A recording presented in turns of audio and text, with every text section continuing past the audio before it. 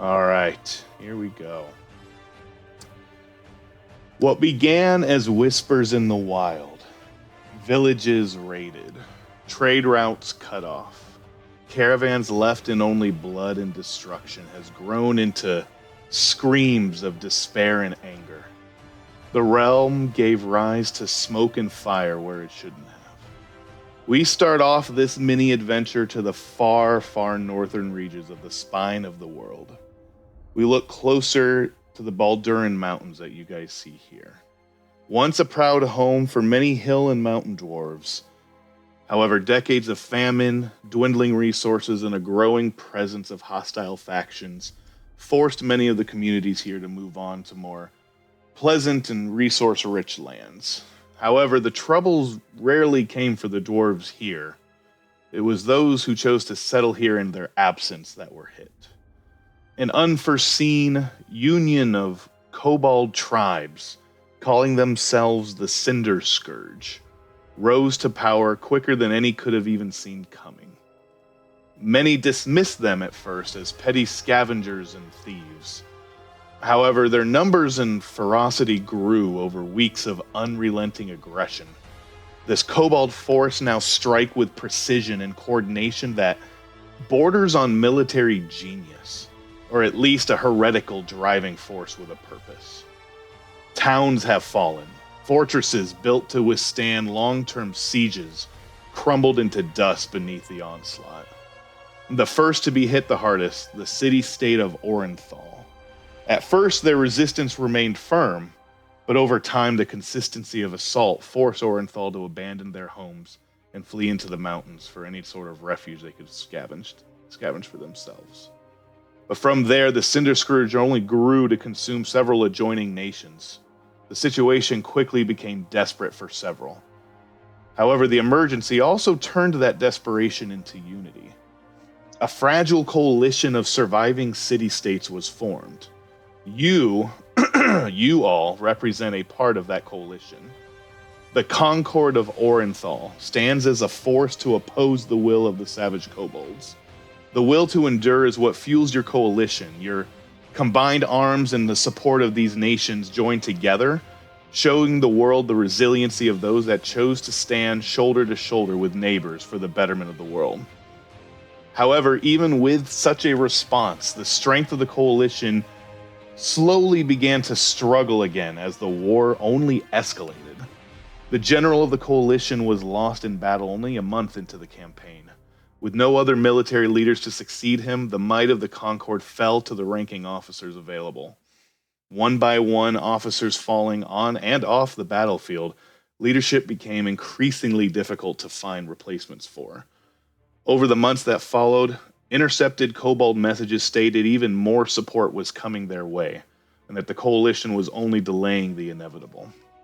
The fearlessness and ferocity of the Cinder Scourge's leader, Commander Kisrick, is unmatched. His intuition on the battlefield is unlike any officer had seen. The vision, the strategies, and tactics are nothing less than superior. Each skirmish he oversees ends in absolute victory. And while Kisrick remains in charge, hope is beginning to fade yet again for the coalition. And we are now here 9 to 10 months into this invasion. The War Council for the Concord of Orenthal has received a direct kobold dispatch, a direct message from Commander Kisrick himself. The message is simple. Heed this summons. We prepare for an assembly at Lake Tharnmere, from the Sea of Ordis in the western valley of the Balduran Mountains. If you value your remaining cities unburnt, more lives kept from the ash, and the chance for victory, you will arrive with envoys you trust implicitly in 4 days' time. Come in force if you wish. Failure to arrive will be received as tacit approval for your ruin.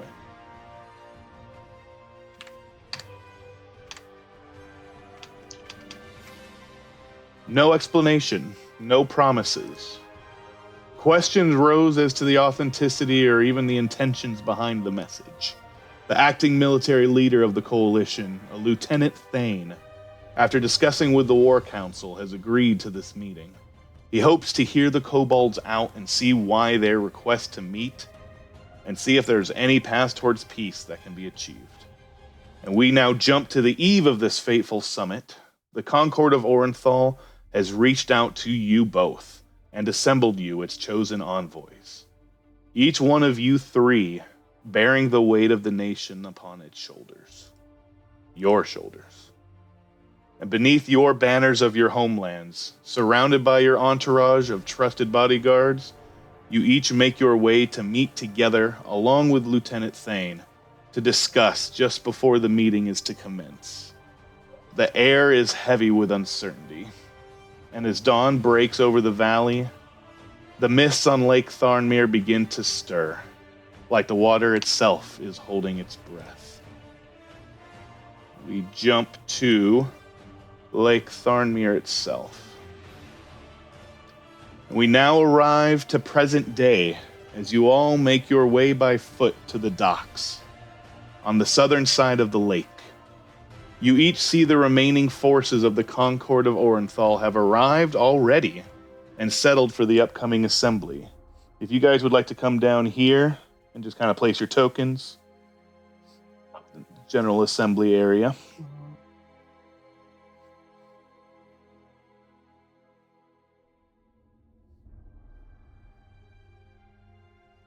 Hang on, I gotta sign my tokens.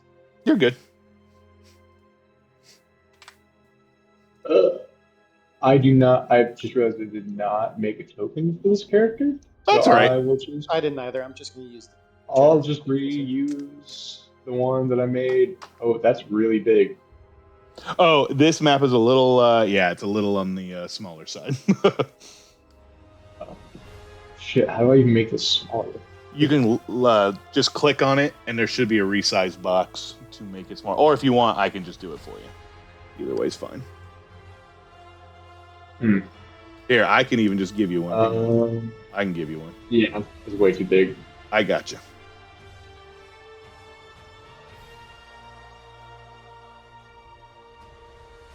And I've zoomed out and scrolled around so much that I've lost it. Hang Oop. on. I'm gonna refresh.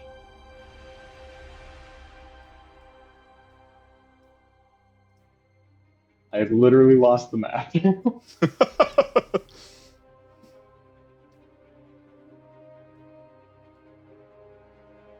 Maybe try refreshing? Yeah, that's what I just did. There we Okay. go. Let me put you in here.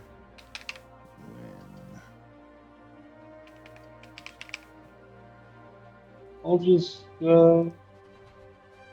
use that there. Igor. So we're up here. Down here at the bottom. Oh, I see.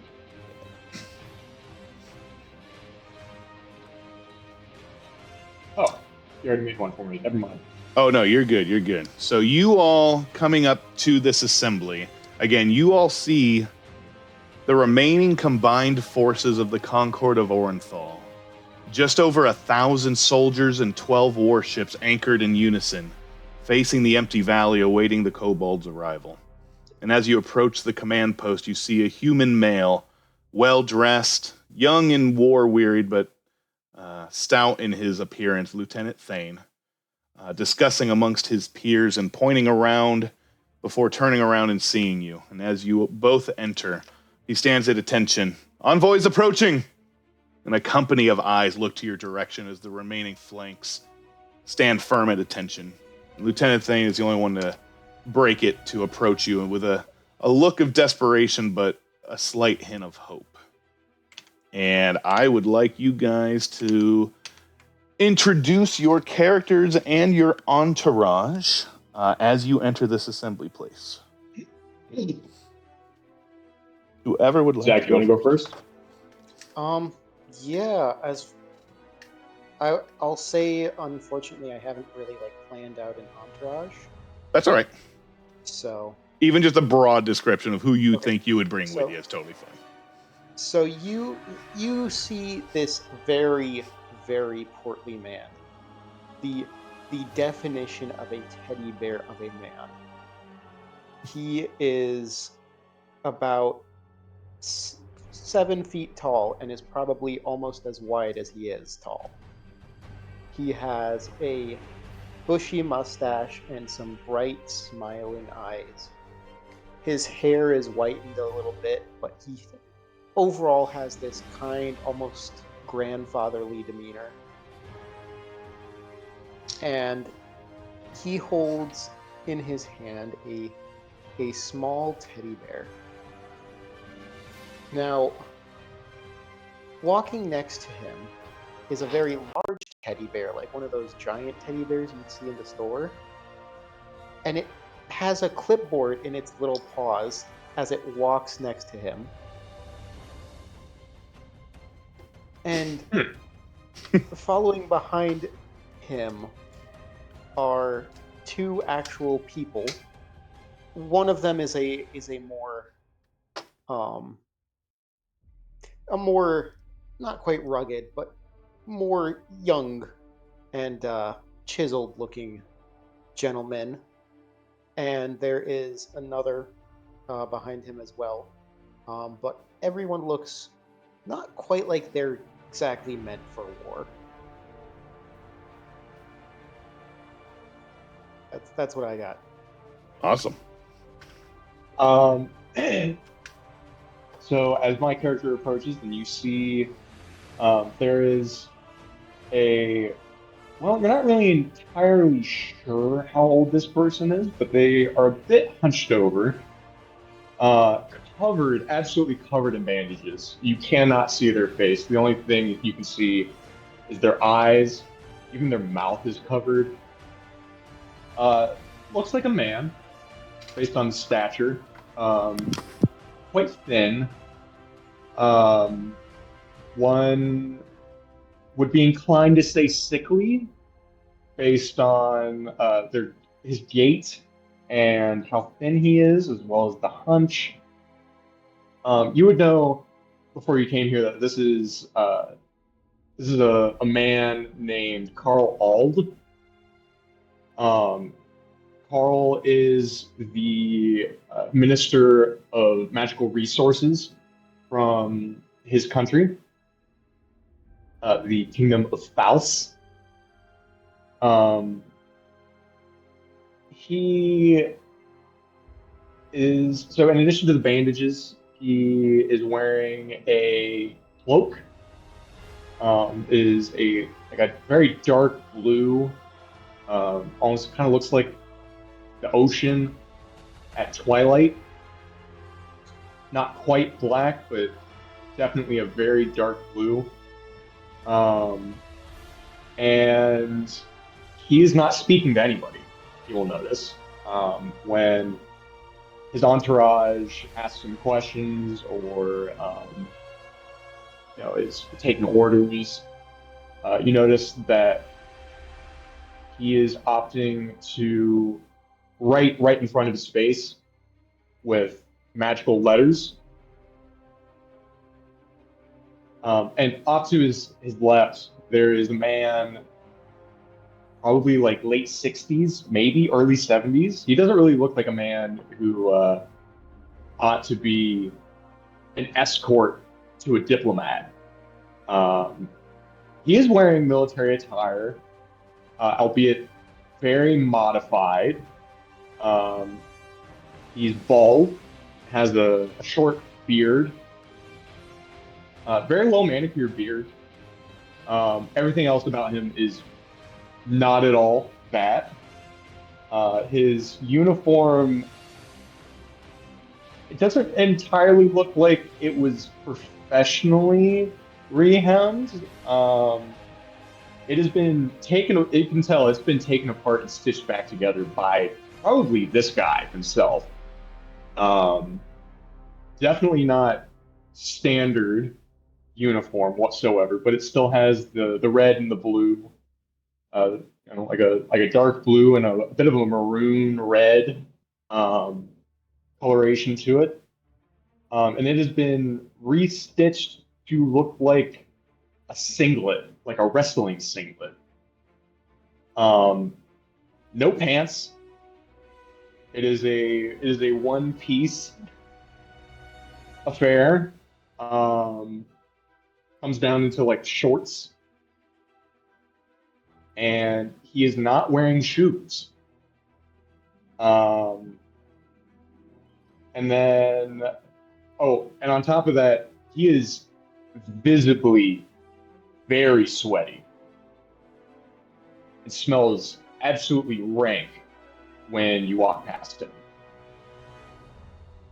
And then off to the right of Carl is an old woman in a wheelchair.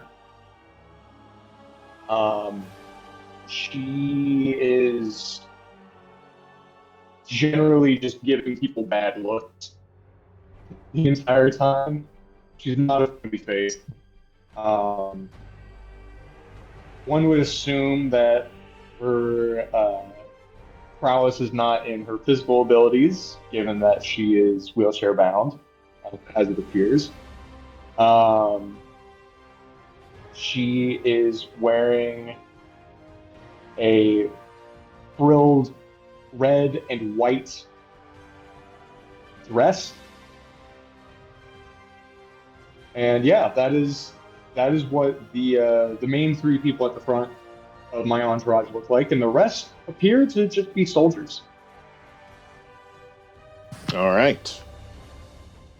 Awesome. So as you guys do approach, Lieutenant Thane does extend his hand to both of you in greeting.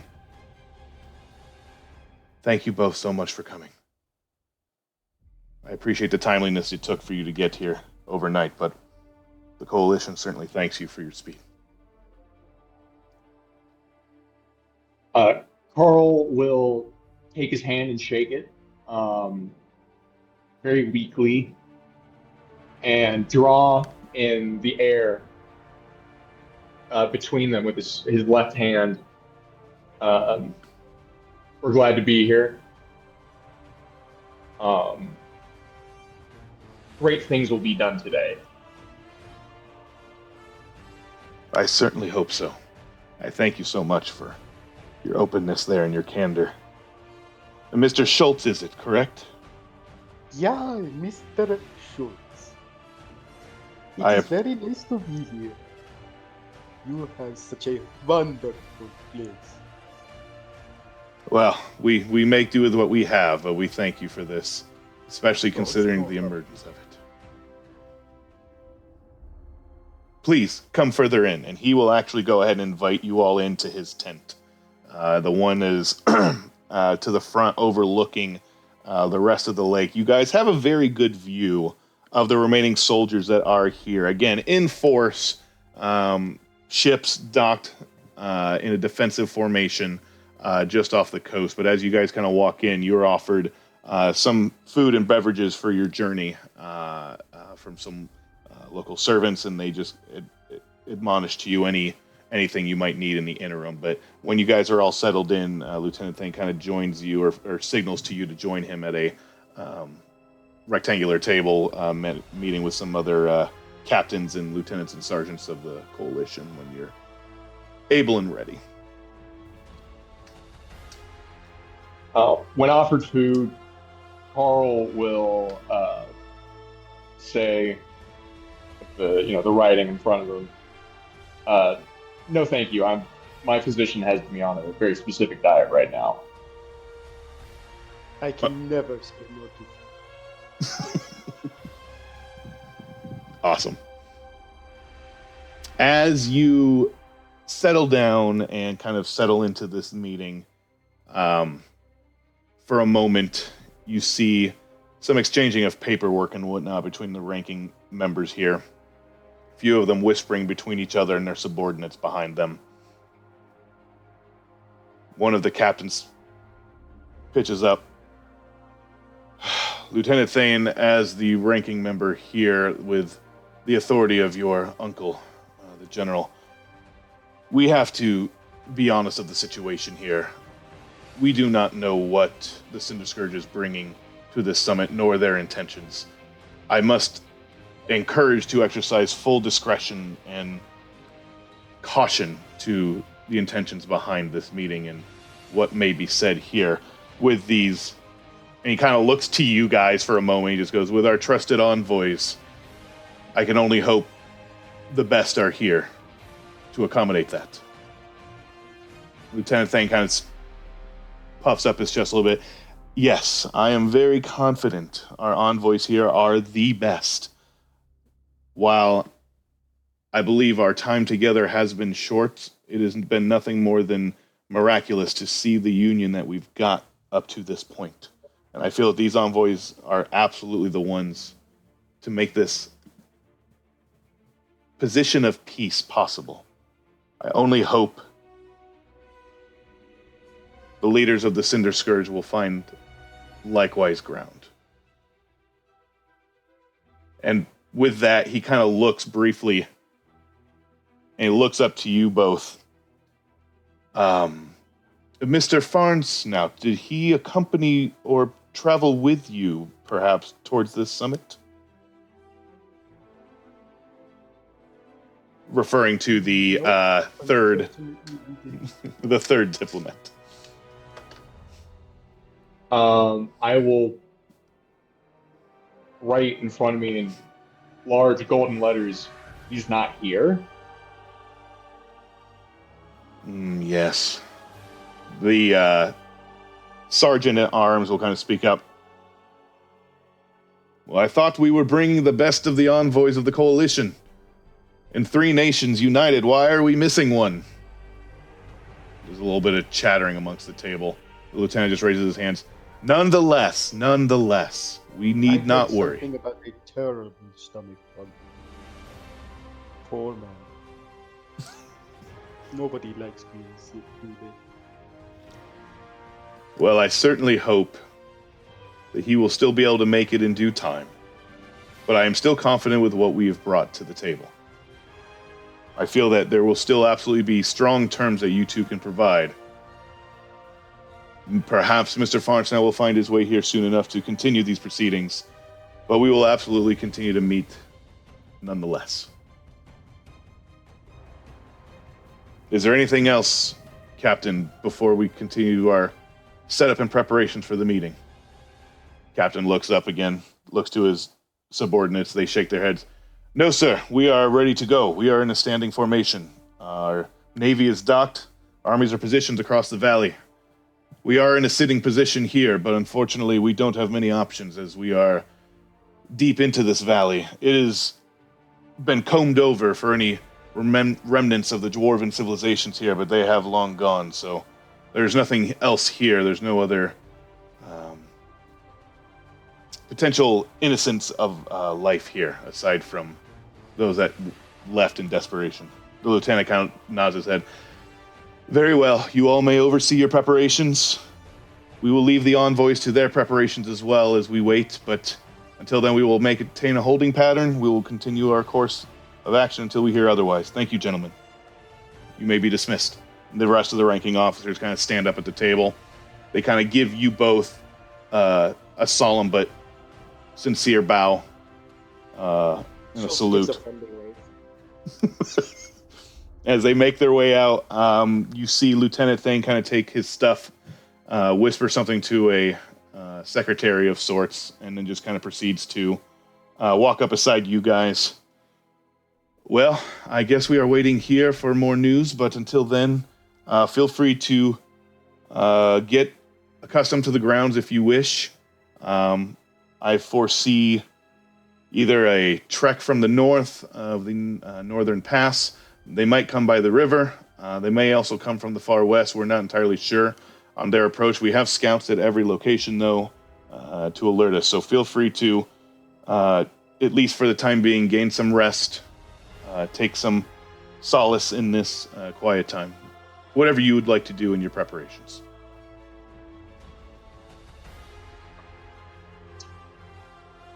And he will kind of leave you to it. He kind of opens up the tent for you guys if there's anything you would like to do between each other, discussion, or take in anything of the scenery, whatever you guys really want to do. It's kind of a really chill quiet right now. You hear the birds. The sun is We're almost to sunrise, so it is still pretty early hours in the morning. With the coalition making good headway to get here, you guys being first kind of have some opportunities to do anything you wish if you'd like in the interim. Do we know from which direction Commander Kisrick is going to be arriving from? No. So as Thane just mentioned, they don't know. They have scouts from the north to the west and from the river. So they have not had any sightings yet. So they unfortunately were not given orders or instruction as to where they would be coming from. So they are just setting themselves in the most defensible position possible. That's all they can really do from the information they have. And do we know where the summit's actually going to be held? Actually, you do not. All you've been made aware is that it's at the lake itself.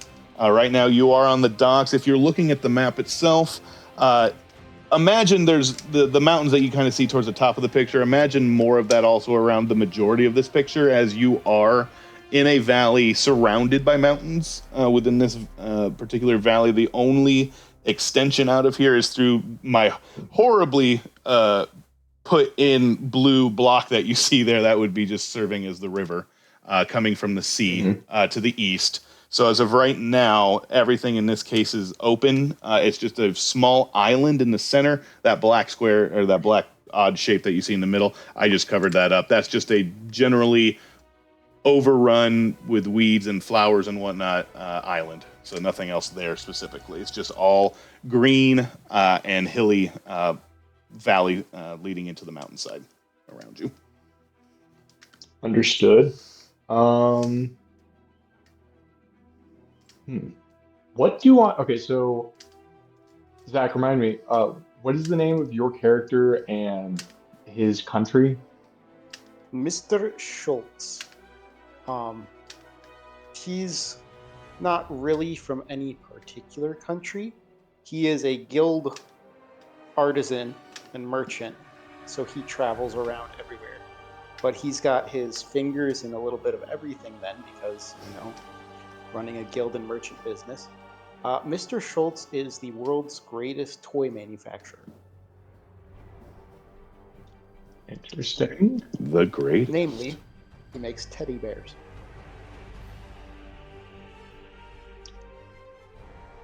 Teddy bears that like walk around and shit, right?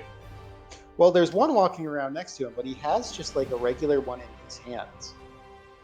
Like, the one that's walking around has like a clipboard and stuff and is acting like an assistant. Do you want to give me a perception check or like an insight for it? Yeah, sure. Do it. Absolutely.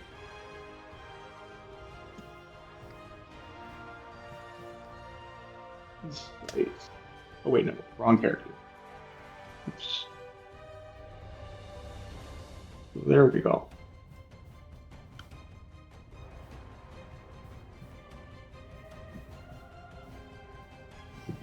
$10.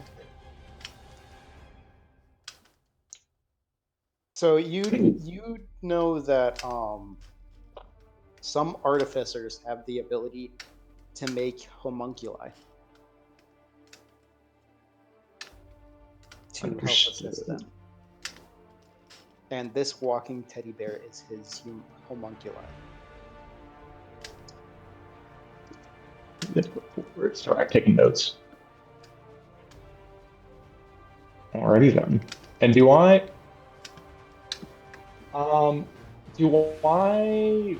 recognize him?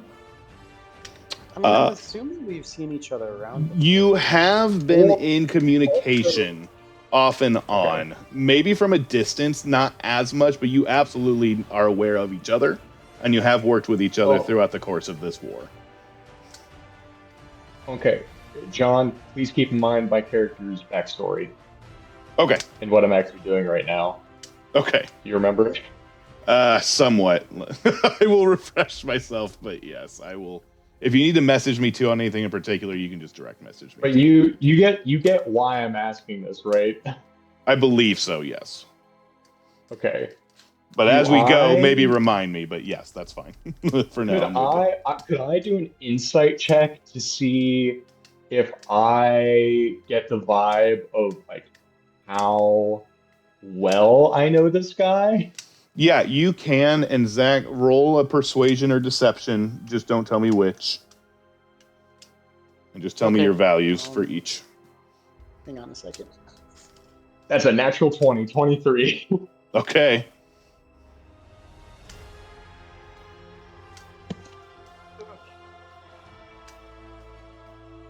Deception or persuasion for what again? Sorry. This is against his insight, which he just natural 20'd. So you don't. You can decide. Inciting what on me? I am inciting our relationship, essentially. Okay. Well, I feel like that'd be. Okay.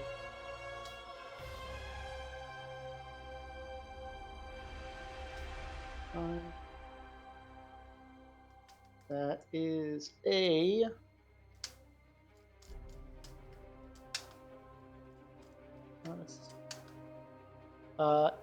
22. Wow. Okay. Barely make it. Okay. All right. But with the nat 20, though, you still definitely see through this relationship specifically for what you would see from Mr. Schultz. So, however, Zach, you would like to describe. Yeah. What vibe is there between us that I can Mr. garner Schultz from your behavior? is a happy little toy maker. He loves people. He loves seeing people smile. I don't think that it's possible for him to have an enemy on God's green earth. He looks at everybody with the same amount of joy and whimsy in his heart. So you could be threatening to kill him, and Schultz would be like, "Oh, he is such a nice friend. I love him so dearly. He is a great person."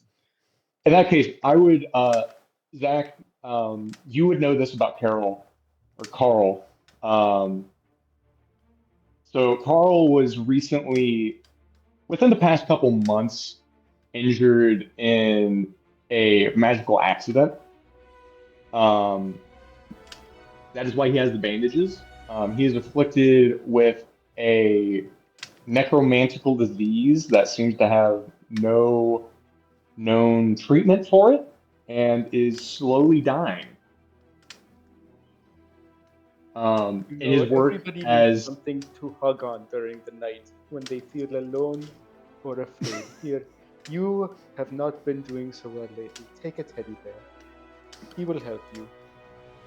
And Schultz will hand you a teddy bear. and Carl will reach out a trembling hand and grasp it and kind of look down at it, look back at you, and right in the air. I think that's the nicest thing anyone's done for me recently. Schultz is going to very gently pat you on your head.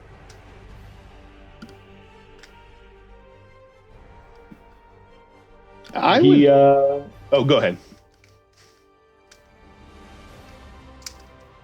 Carl is going to look at this thing and see what the fuck might be attached to it, if anything, in a magical sense. Could I do an Arcana check? Yes, you can do an Arcana if you're looking for magical. 16. Anything at all, Zach? I'd like to think that there is a small magical voice box in it. Okay. Just something very, very simple that's just like, whenever it's like squeezed tightly or something, it just goes, "You're my bestest friend." It is a Teddy Ruxpin. Oh my gosh. He's a toy maker. This is what he loves, Oh my gosh. I think Carl's gonna give him a hug. And in that hug, both the teddy bear and Mr. Schultz. In that hug, I think since we just barely started kind of to touch on it, I would like both of you to describe as much as you are willing or wanting to. You're reflecting on this moment, being the scenario of the situation you're in right now, the scenery that you have, the tenseness in the air.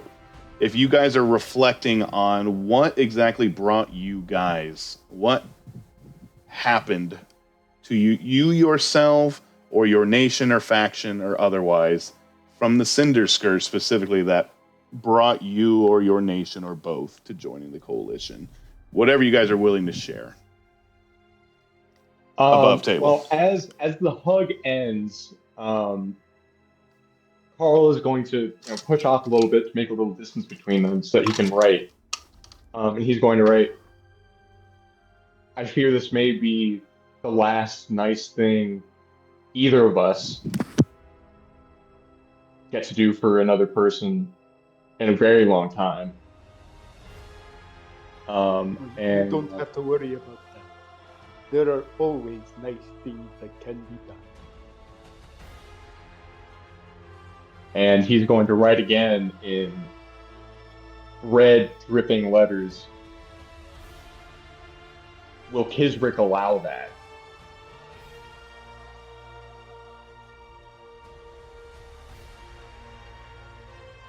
Maybe not, but maybe the good thing to do is to bring someone else who will.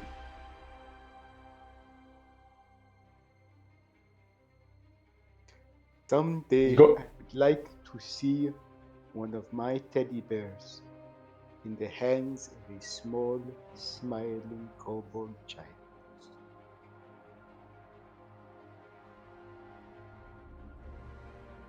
And As he says that, there's a bit of sadness reflected in his eyes. You would probably know, it might have been brought up that the reason Mr. Schultz is very involved in this is because the kobolds would attack his caravans, not to actually raid them, but just for the sport of it. And they would kill a lot of his delivery workers and just absolutely destroy the toys and just make a mess and kill people. And Mr. Schultz refuses to let any of his workers not go home to their family. Carl is going to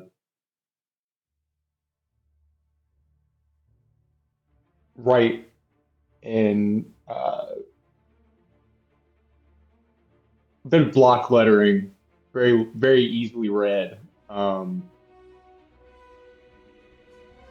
Schultz, I know you would love to see, I'm sure you would love to see a toy that you have made in the arms of a kobold. But what of our own children? But of course, that goes without saying. Which means that we all must survive. We all must make sure that everyone stays healthy and safe. And he will write again, quick. What if there are none of our children left to hold them?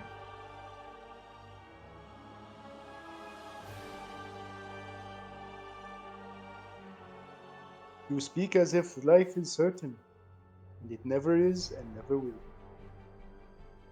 There is no need to worry so much. It will all be okay. Mr. Schultz is going to take care of you. And of this too. And he just kind of points generally around.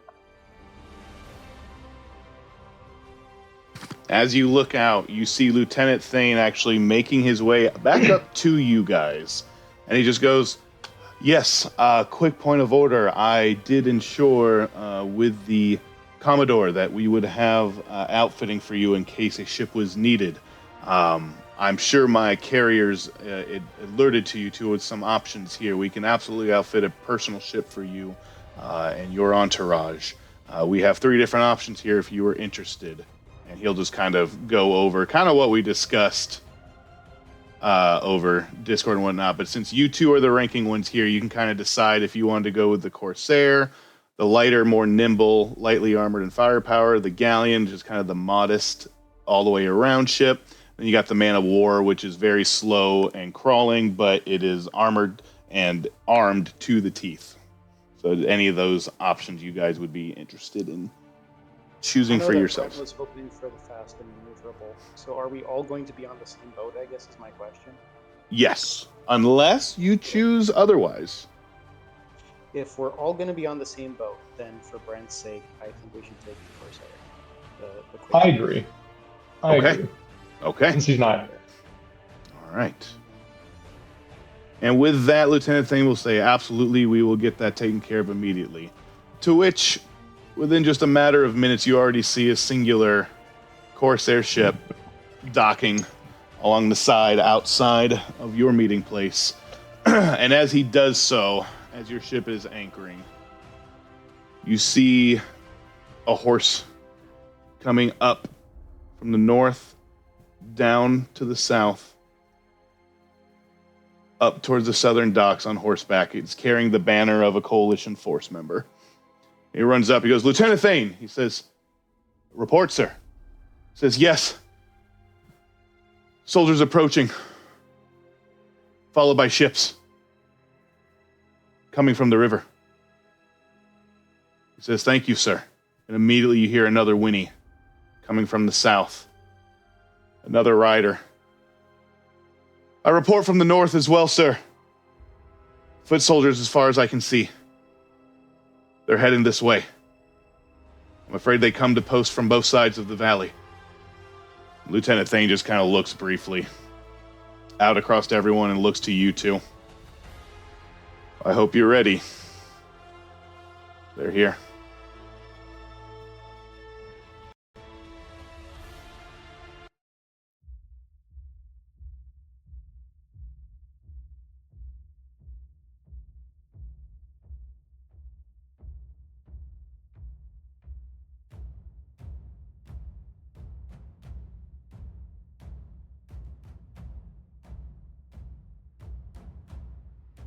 Oh boy.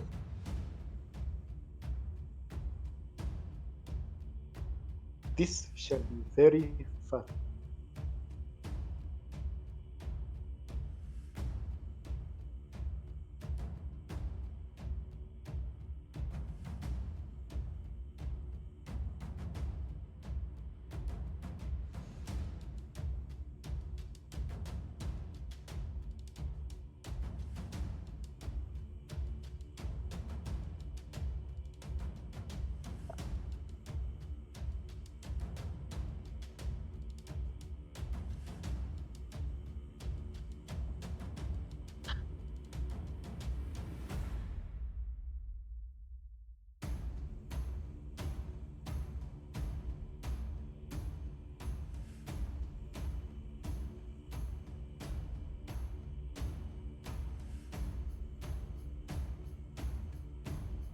I'm sorry, John. Did you say that the sails on their ships are made of dragon wings?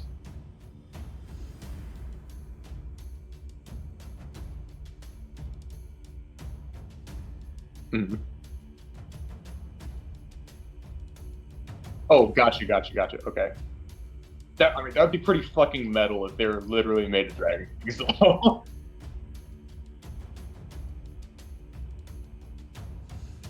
Those would be have to be some powerful kobolds for that.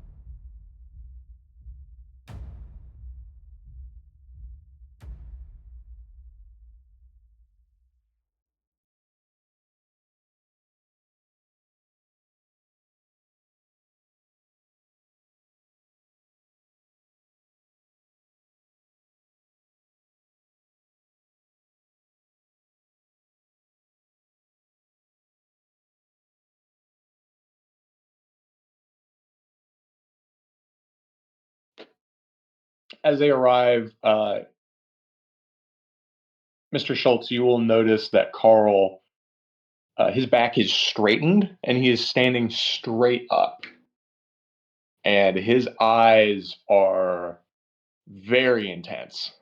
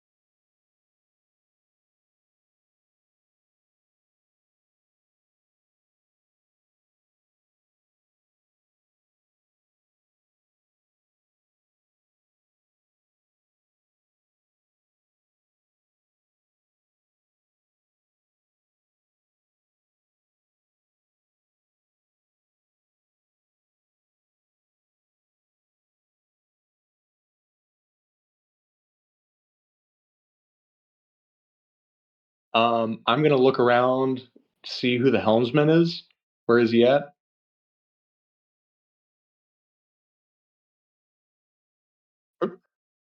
No, for our ship.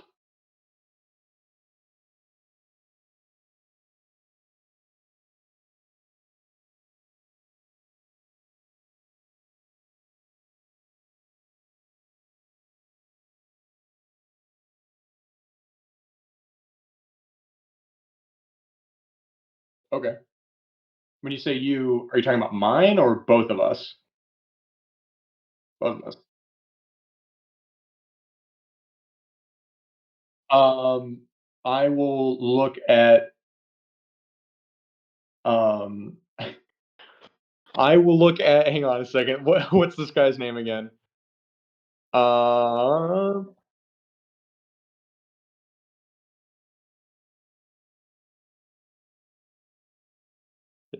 no. I'm talking about one of the guys in my S. Um, I'm going to look at Don Diego Ramon and trace in air. You wouldn't happen to know how to helm a ship, would you? Does he?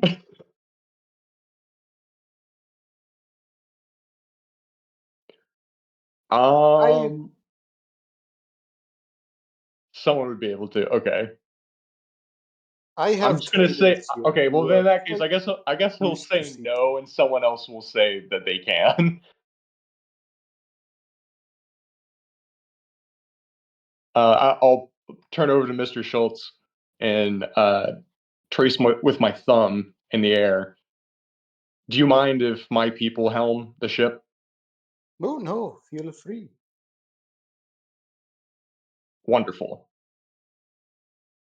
And I will order one of my men to go and ask who it was a lieutenant that's or well no I guess it's us that are in charge. Well, I will. Lieutenant Thane is left. That's right. I will order someone to hail the Kobold Armada with semaphore.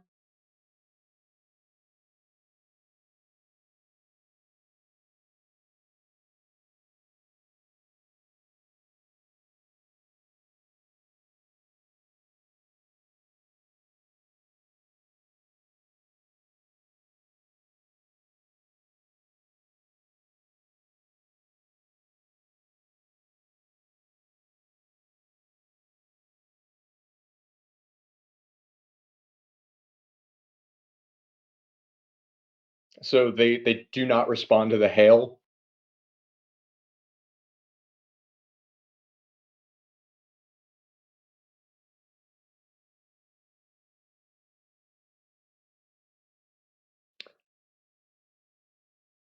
I'm going to look back over to Mr. Schultz and trace in red letters again.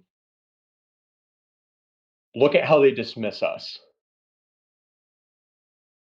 Is this really a people willing to listen to reason when they can't even give our ambassadors the courtesy of manners? Is this a civilized people to you?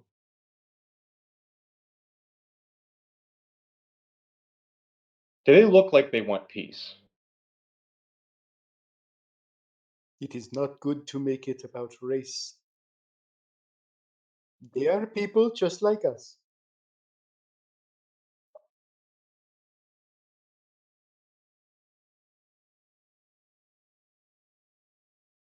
He's going to They turn may be around bad and just. people, but they are people.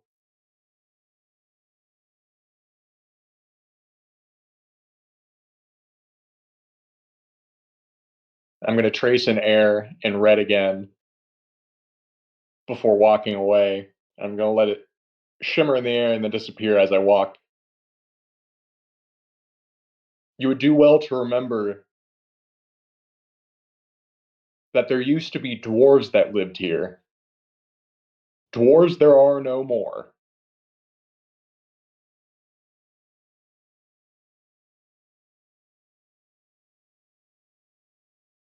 This is in the air for Mr. Schultz. Yeah, no, I don't have Skywrite. No.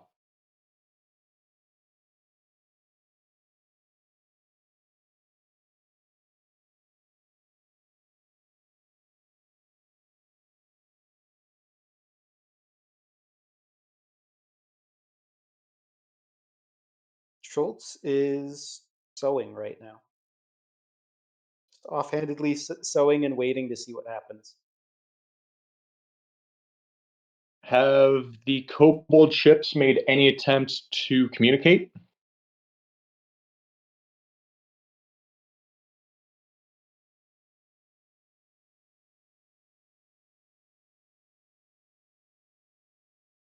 Perceptione.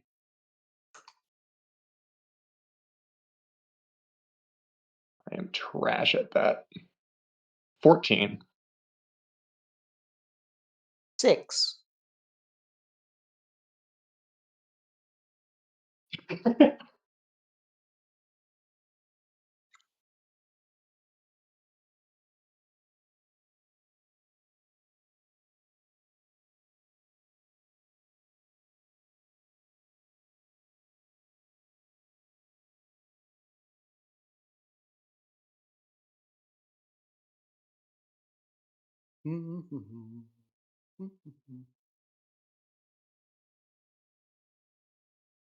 I will order a white flag as well.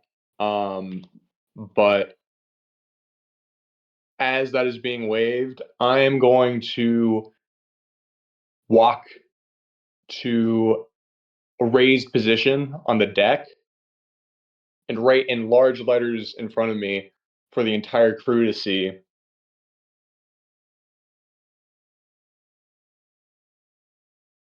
Keep in mind, we have no way out. They're blocking the river.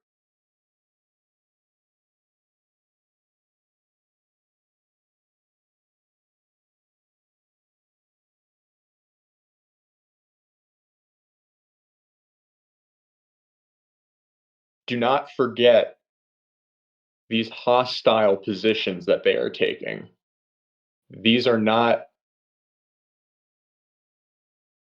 and he's going to wait and pause as he thinks of the next word to write.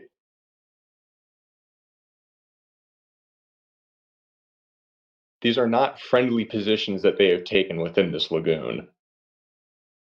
Or sorry, within this lake. Or well, is it? I guess it is a lake, right?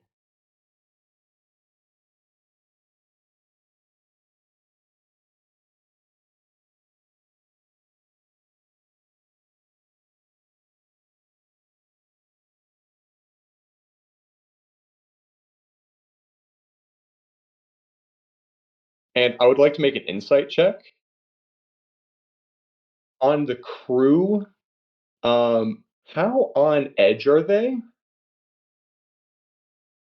Talking about like everybody on the ship.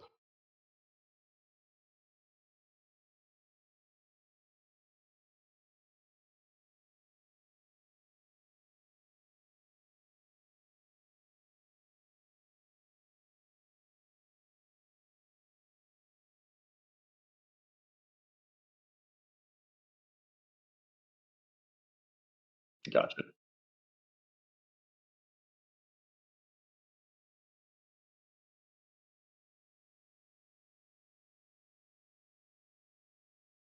Understood.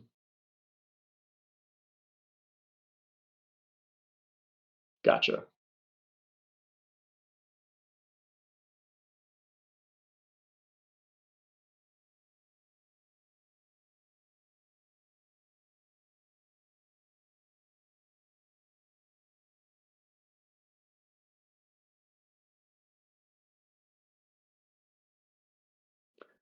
I'm going to go back down to Mr. Schultz, tap him on his shoulder.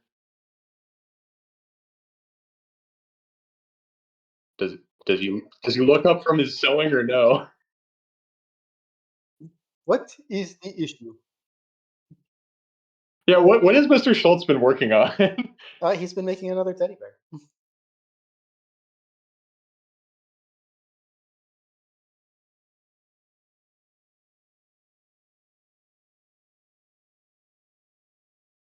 Okay, performance.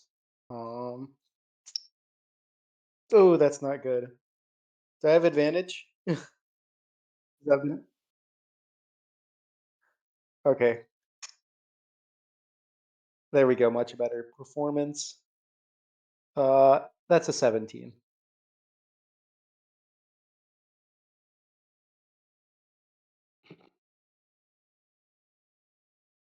You're my best friend.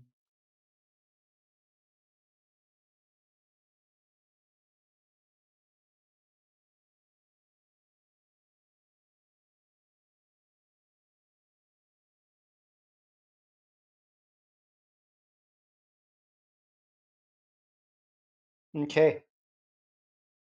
I'm gonna What tap him on his is shoulder it, again. Wenceslaus? Hmm? What is it? What is worrying you?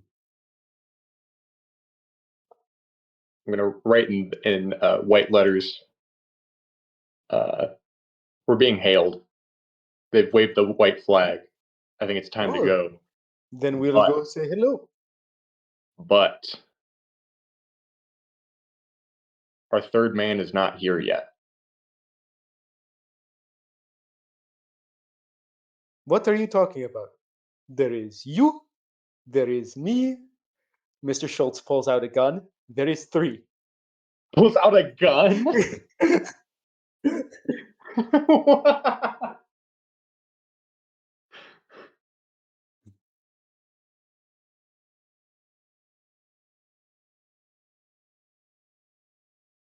All right. Okay. It never hurts. It never hurts Gotcha. to go say hello. Uh, Carl is going to push the muzzle down on your pistol and write with his other hand, please do not do that at the summit. Of course not. I never bring it out unless I have to. Wonderful. And he's going to write again.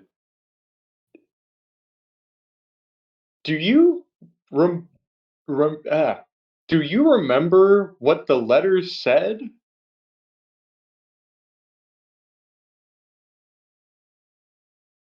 No, no, no. This is a question for Mr. Schultz. Um, yes, we are negotiating.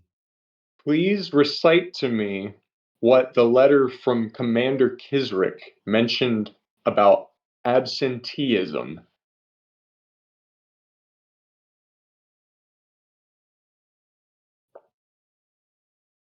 Let me think here. 4 days.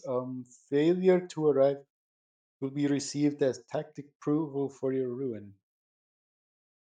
But we are here to represent him until he gets here. There is a third nation not represented here, and we are backed into a corner. Can I just be honest? Could I be completely honest? He'll nod. God is dangling a stick in front of me, and I want to grab Insight? it. Carl is not sure how to take that.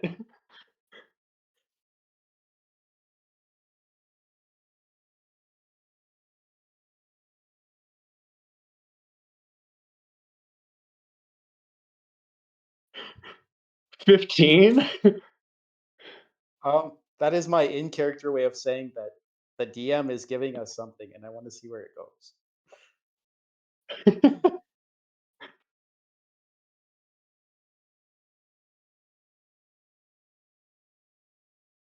I like the way you think.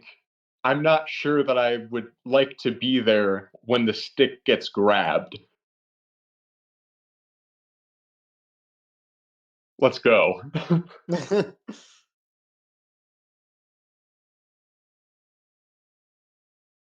We going.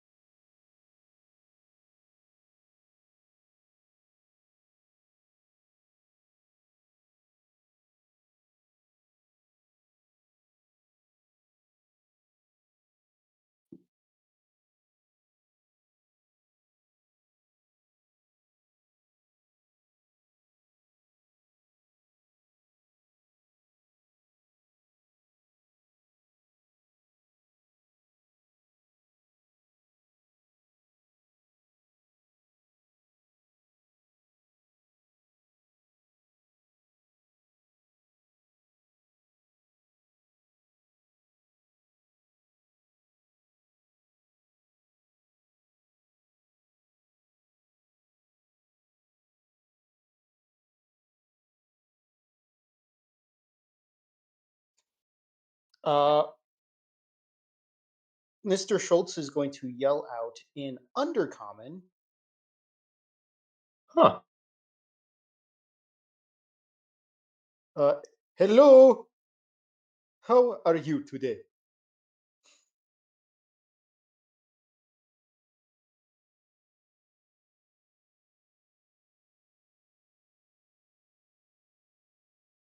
Any response?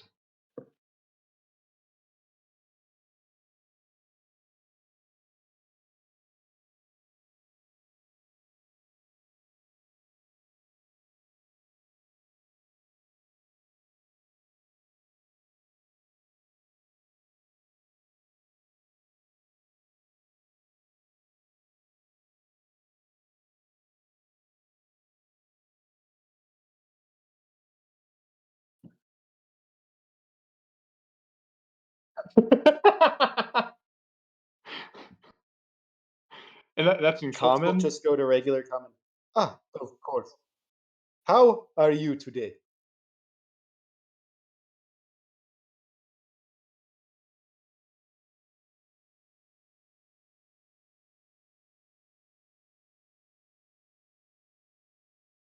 I want to make. I'm going to make a perception check. I would like to look around and see if there are any obvious signs of concealed persons or objects or traps around us.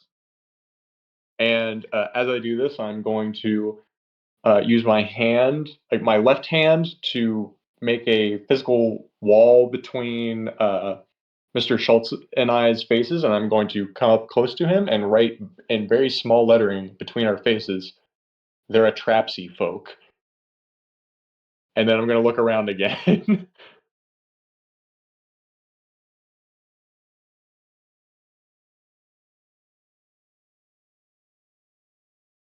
14.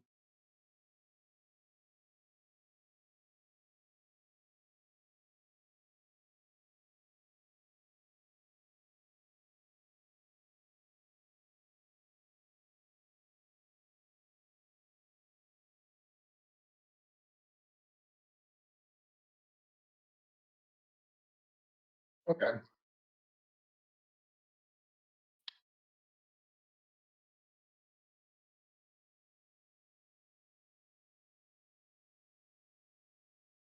Gotcha.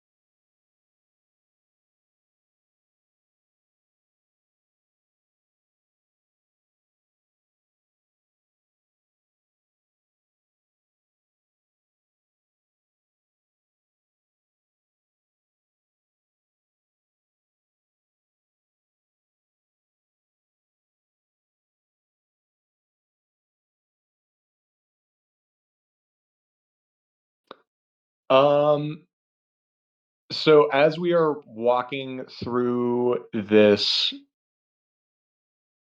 brush and grass, the old woman in the wheelchair is going to start floating and get out of her wheelchair.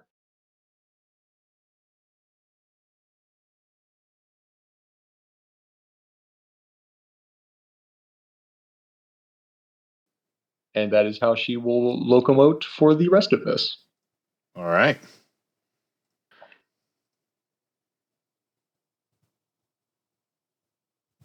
And me and my entourage will head towards the center. As you do, the magistrate kind of gives just a readjusts. He kind of tries to stand a little more upright again. He's kind of hunched over slightly in his slightly elderish age, but he just goes, "Good day, envoys of the Concord. I'm surprised you heeded our message as quickly as you did. Perhaps you're prepared to come to terms with us.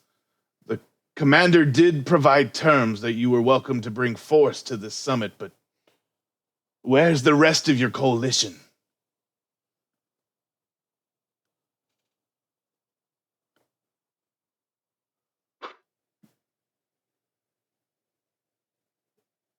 They I, are on their way. We are here as preliminary entertainment.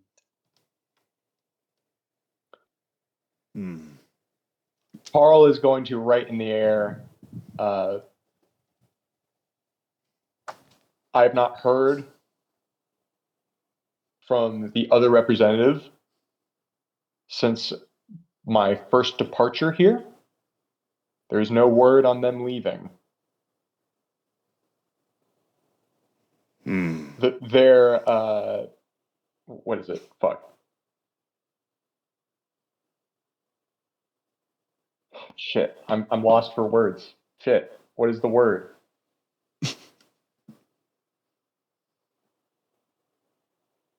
I'm blanking on the words. Shit. Fuck. As you do, he goes, Expectation of their arrival is speculation. "Oh, yes, you of such silvery tongues. I certainly hope Mr. Whistlewick will be a much more demonstrative use of your own language. Perhaps he can convey the message in a more clear way, I'm sure.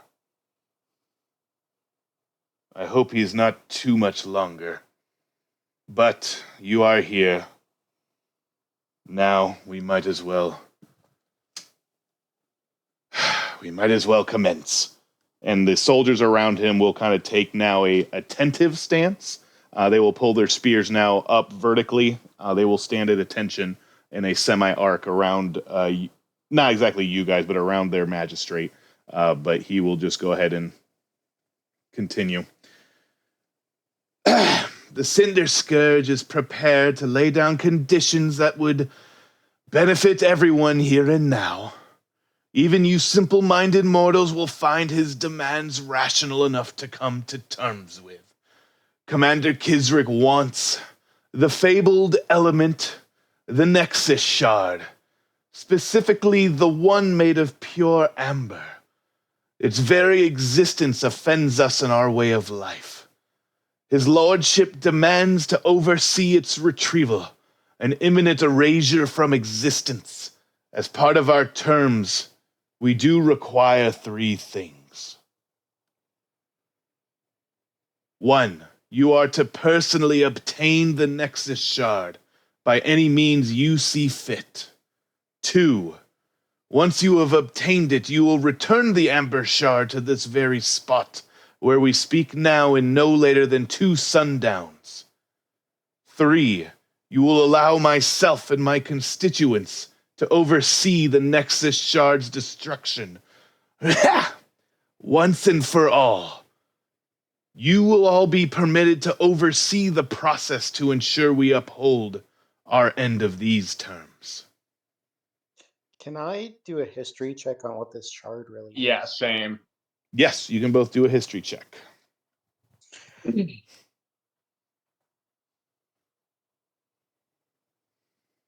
16.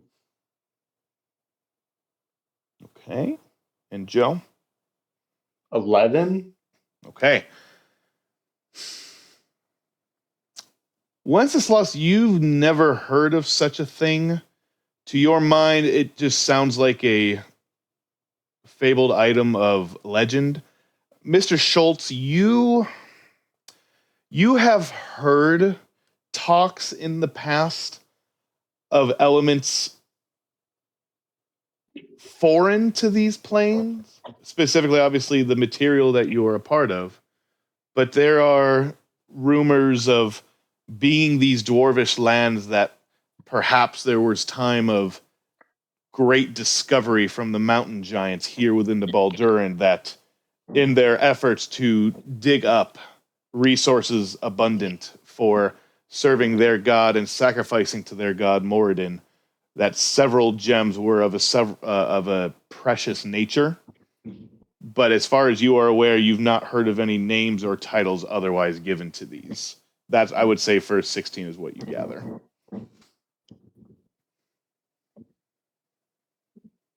I'm going to write in the air.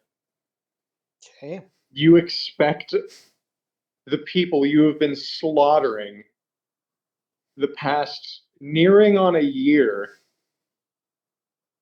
to go on an Schultz is errand. gently gonna put his hand down. We find your terms very reasonable.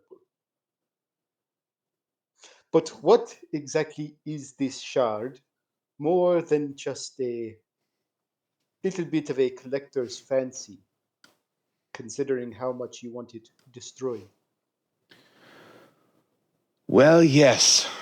It is certainly no passing fancy or something to be sold on the general market. This is a gem. No, this is a concentration of elemental being, far from a force outside of this very plane. We seek only its destruction because of the dangers it poses to us kobolds. Granted, it in of itself is not inherently dangerous, though in proximity I would still exercise caution. But to wield in the wrong hands could certainly spell doom to us, as we kobolds are of a mindset of such pretty things to be so distracting, but also this particular one of amber is exceedingly difficult to withstand its ability to divert our attention, and we choose to erase that from our minds altogether, for the sake of kobold kind, but certainly you all would benefit from its erasure as well. And he kind of thinks for a moment, and he kind of shakes his head, but goes back. If you do follow each of these conditions exactly as instructed, Commander Kisrick has given me his assurances as dignitary. He will accept your actions as resignation to furthering this war. He will be ready to discuss the immediate disbanding and dispersing of the Cinder Scourge.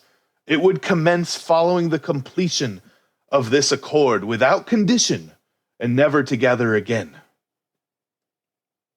I believe you all would find interest in such nasty things to be put to an end once and for all.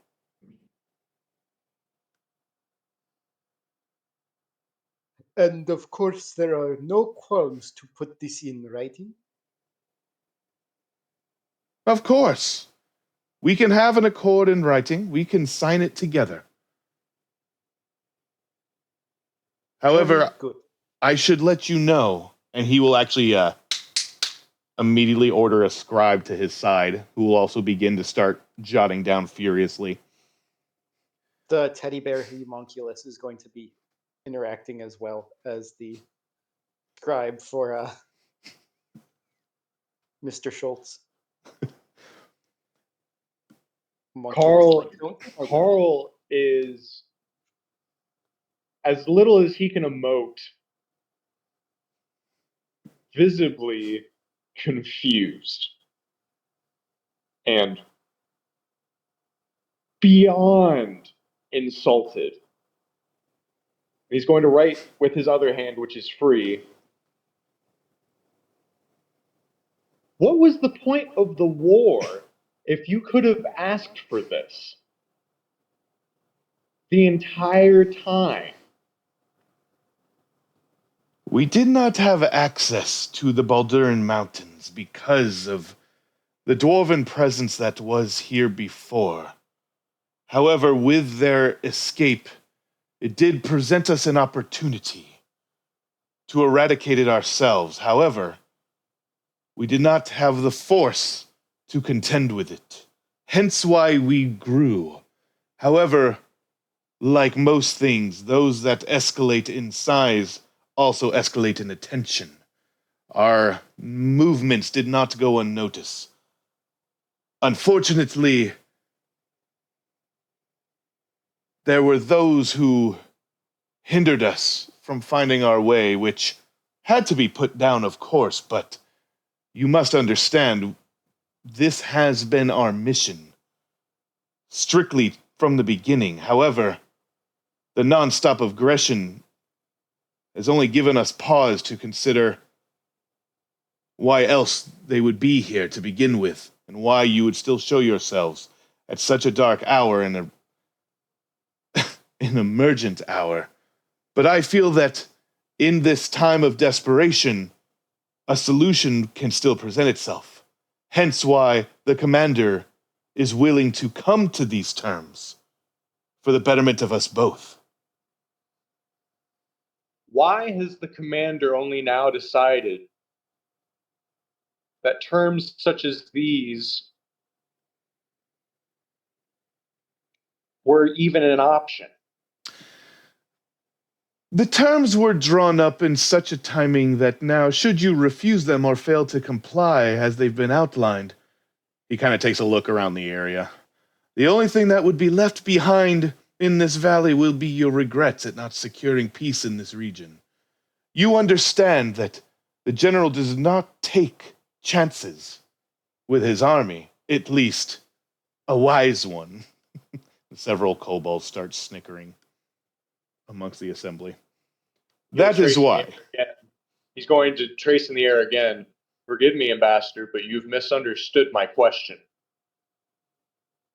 Were the dwarves not amiable enough for discussion such as this? No.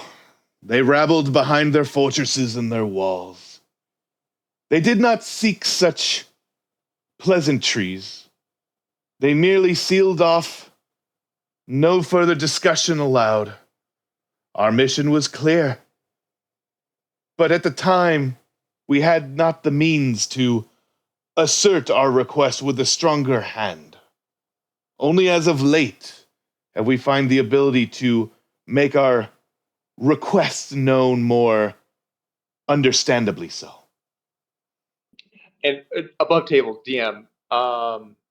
He said that the reason why they want the Amber Nexus shard destroyed is because it is offensive to them, is what he said. That's it? Only reason? It's offensive to their way of life, yes. That is the words that he used.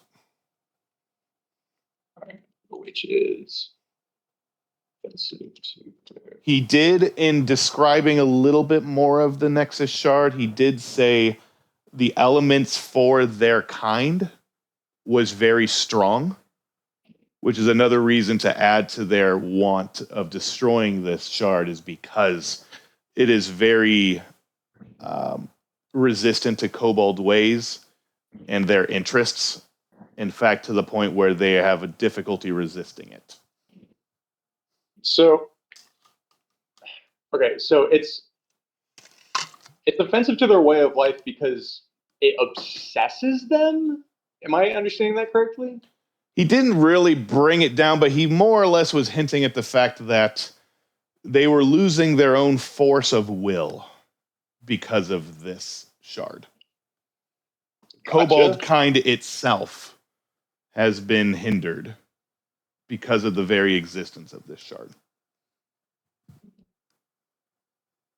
Not hindered as in it's ending them, but it's still holding them back.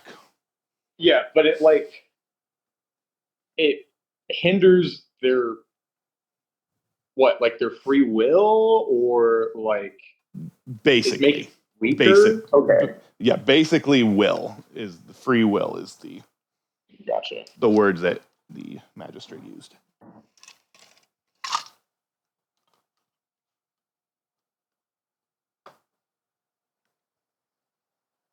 Do I get the sense that Kobold kind is close to a point of no return? You can give me a history check.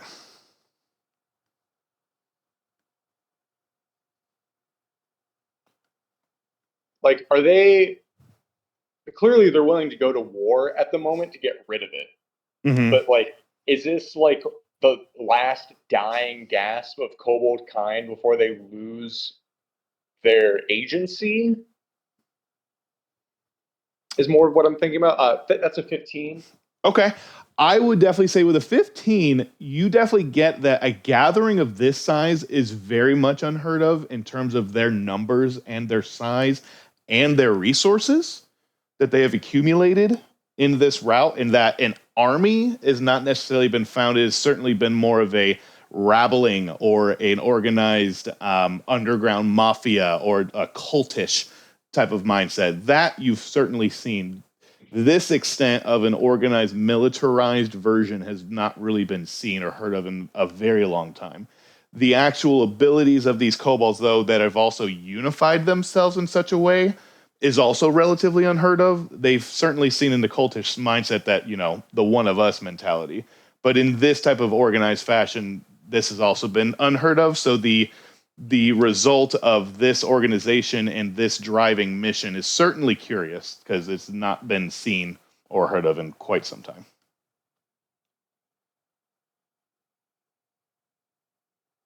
As far as you've seen in your lifetime, this is the first for you.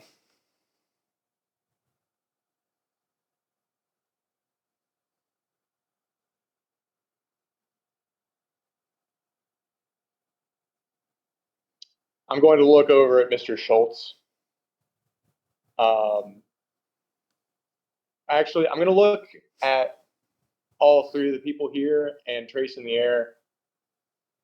Would we mind a recess and come back together in a couple minutes? How about I give you the day? Meet back here next sunrise, and I will have my scribes with the completed order finalized for your review and your sign off on this accord. I will give you time. And he actually reaches into his pocket and he pulls out a talisman. And he says, to show you our willingness to assist you in achieving this accord, you will need access in order to retrieve the Nexus shard. And you will need this. He will actually go ahead and toss to you, Wenceslaus, this pendant. As you, I will try and grab it, and it will fall through my hands. Not like immaterially, but like okay, but like butterfingers. I will fumble it. okay, all right. As it falls, it hits the ground in the grass. You clearly see it fall. As you do see it, there's like an ember and a sigil attached to the center of this amulet. As soon as it hits the ground, there's a wave of just silent, but then it just sounding of resounding echo in your ears. Everyone around hears this almost like a EMP kind of explosion sound, but there's no shockwave. There's no explosion per se that you can physically see. But you see within the sigil itself, there is now a beat and a pulsating light that all of a sudden, coming to the ground, you saw it pulsate. It was not doing that before it hit the ground. Can our people on our ship hear this? Yes, everyone around the island is actually reacting to this. In fact, the magistrate goes,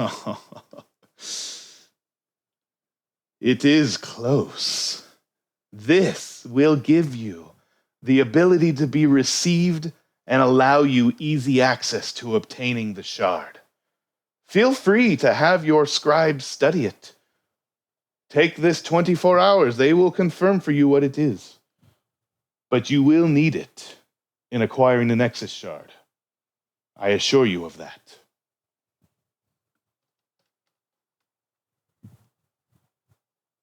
As the several moments pass, the light slowly dims within the sigil. The echo is faded at this point, but now there's just a very, very faint glow still remaining in the sigil.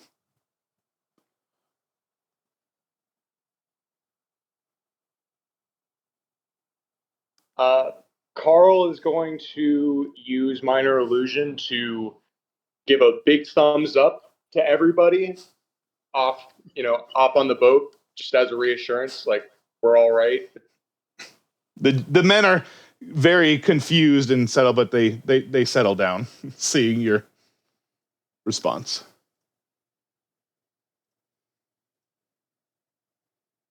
I will pick up you said it's a pendant? It is a pendant with a ember-like sigil. It's a very small sliver of like a gem in the center. It seems black, almost obsidian in nature. And as you pick it up, it's a little warm to the touch that you fumbled it before and it just felt cold. But now you pick it up, it's slightly warmer. But that faint glow just kind of hums. It's not really loud or superiorly bright or anything anymore. It's just kind of a dull glow, but you feel slightly warmer in your hands. But that's all you see as far as a reaction. Nothing else seemingly happening from it. We should go back to the land and discuss this with the rest of the people.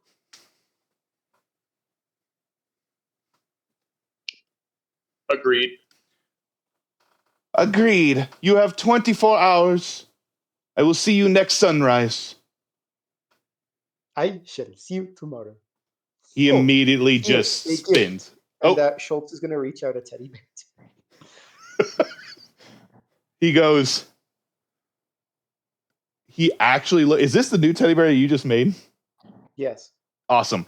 He looks and actually reaches out and then stops with almost a look of recognition. And he gives a smirk. And he actually reaches that back out, grabs it, and receives it, looks it over. Yes. I appreciate the gesture, Mr. Schultz. May we see you again tomorrow. Yes, I will be here tomorrow. He kind of immediately grins, slowly fades as he turns, snaps his fingers, shouts in Draconic. The men come in formation to attention once again in defensive formation. They slowly make their way to the sloop and return to the armada.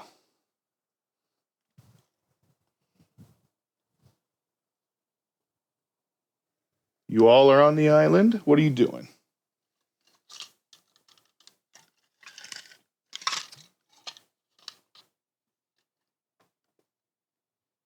Back Well, we around. should go talk with the other people.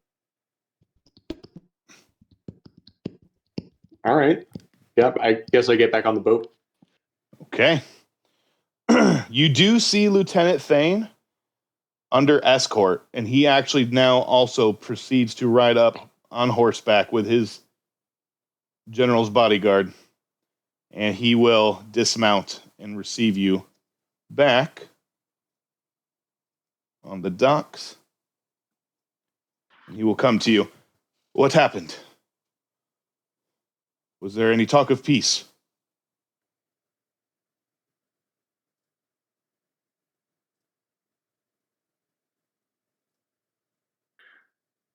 Carl will begin to laugh and then stifle it with a cough and trace in the air. Victory is at hand, boys. Peace as well. And Lieutenant Thane smiles for the first time since you've seen him. And you see him look, and his eyes are still narrowing, and he says, "Good. Yes, please, let us adjourn to my tent. Please, come."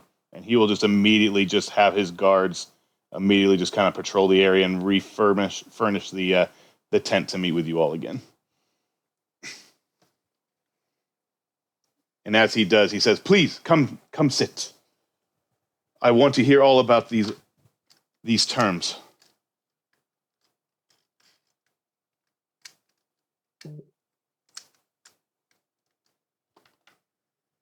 And I will make my way over.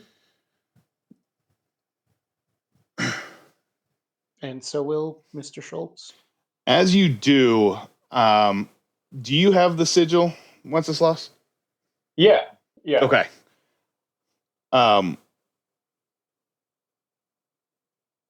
Lieutenant Thane will look towards it and just go, was that what he handed you? Was that a peace offering or a token of peace terms? It is part of the negotiations, yes. I'll trace in the air. This is the key to the chicken's coop. What is it he... No, he does not want chickens. That's not what he wants. Oh, I was going to say. Chickens would be easy at this point. What is it that he wants with this? Does he want demands from us? Tribute? He wants us to find something for him.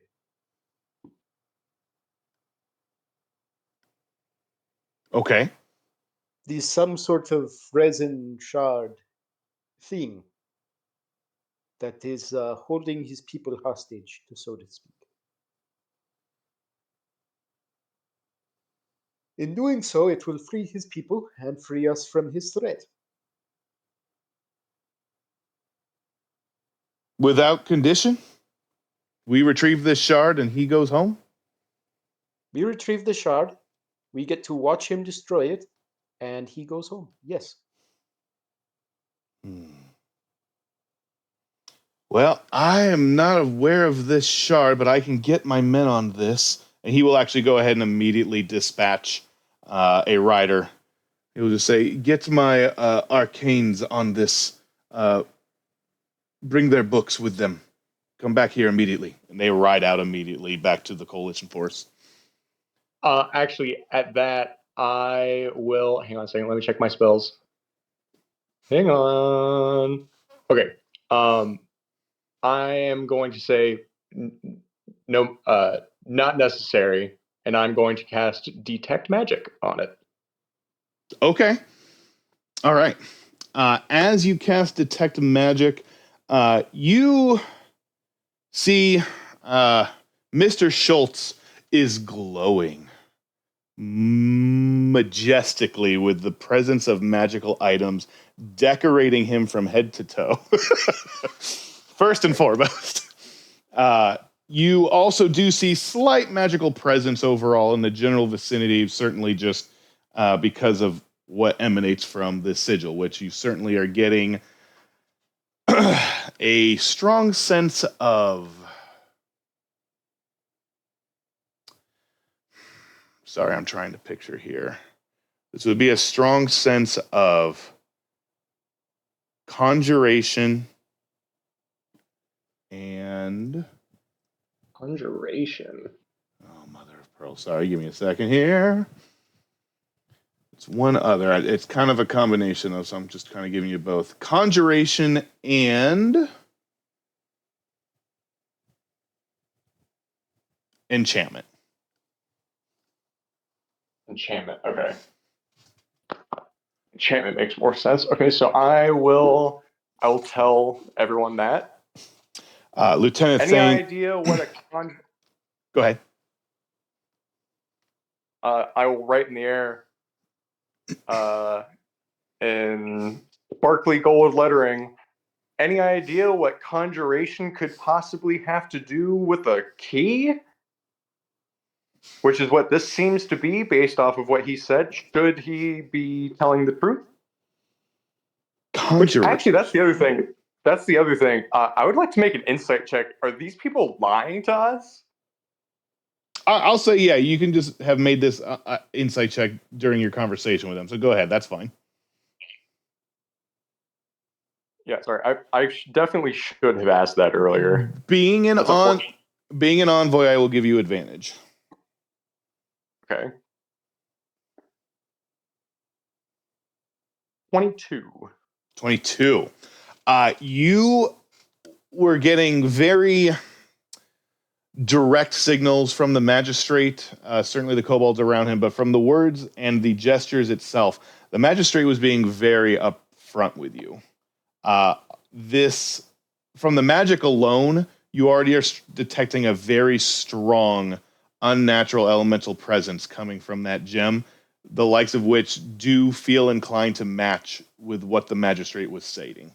So you, as far as you can tell, were given very upfront terms and descriptions of the terms.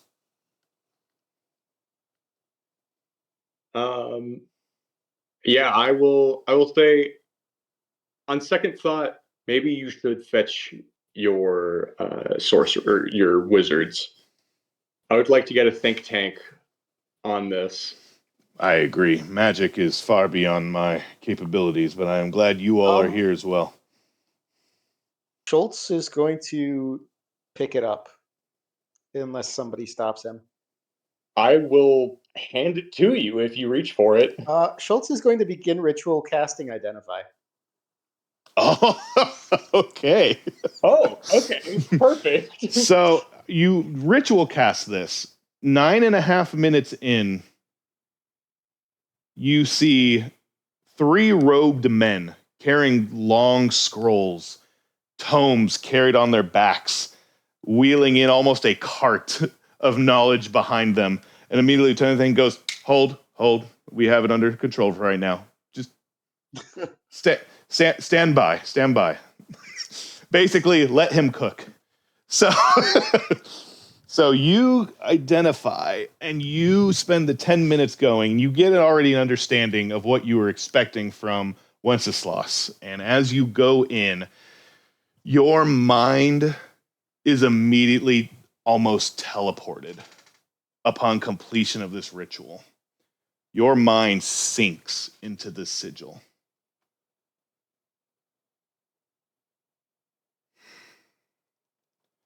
I would like for you to make me... Oh, shit. This is going to be a wisdom saving throw Okay. at disadvantage. Ooh. Okay.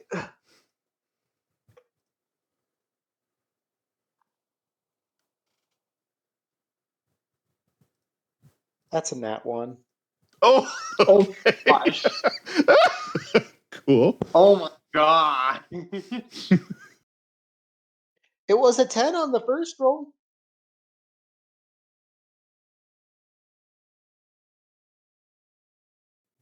I love it. All right. Yeah, that's a nat 1.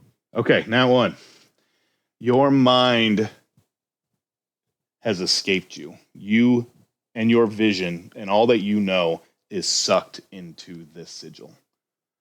And as soon as you do, darkness. But from that, a light, very far away, but exceedingly accelerating and getting closer, and rushes your form and it hits you. And you are just now suspended in a sea of pure elemental energy. You cannot comprehend the forces against your body at this moment. You almost feel as if you're being crushed. Not necessarily in pain, but the pressure is built to an extreme point. You do not know where you are at when you feel that at any moment you can implode, but all of a sudden there's a release.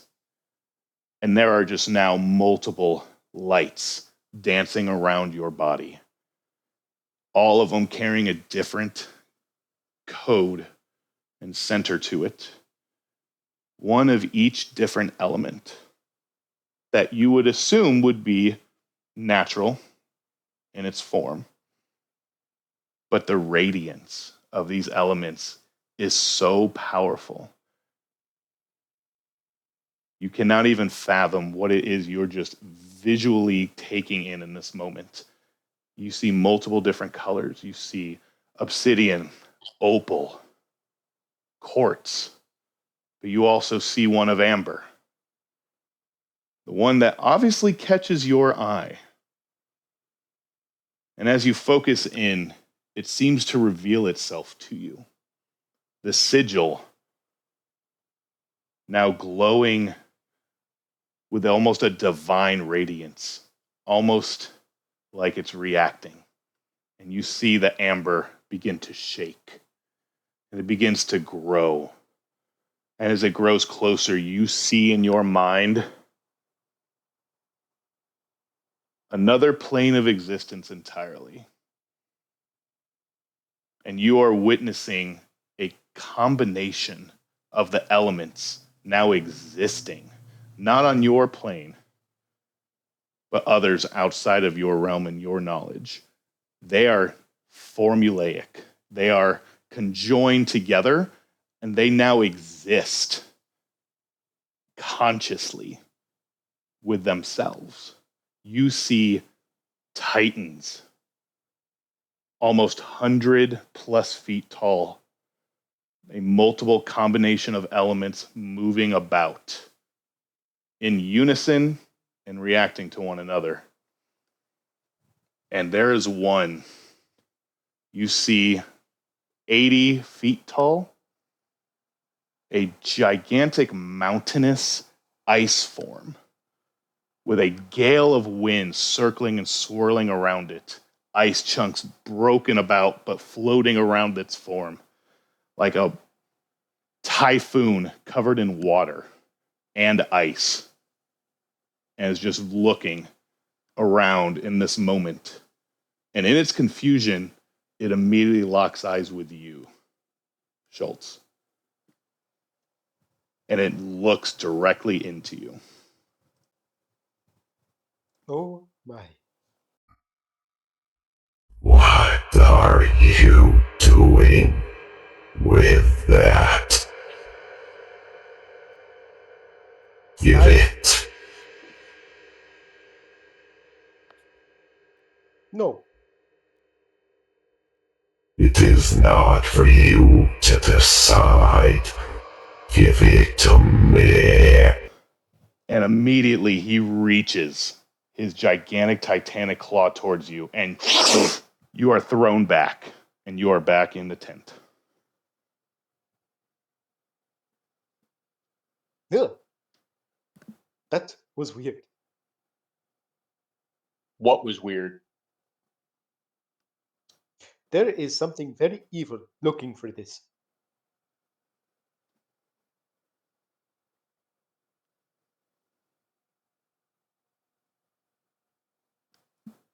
And with that nat 1 does come some information.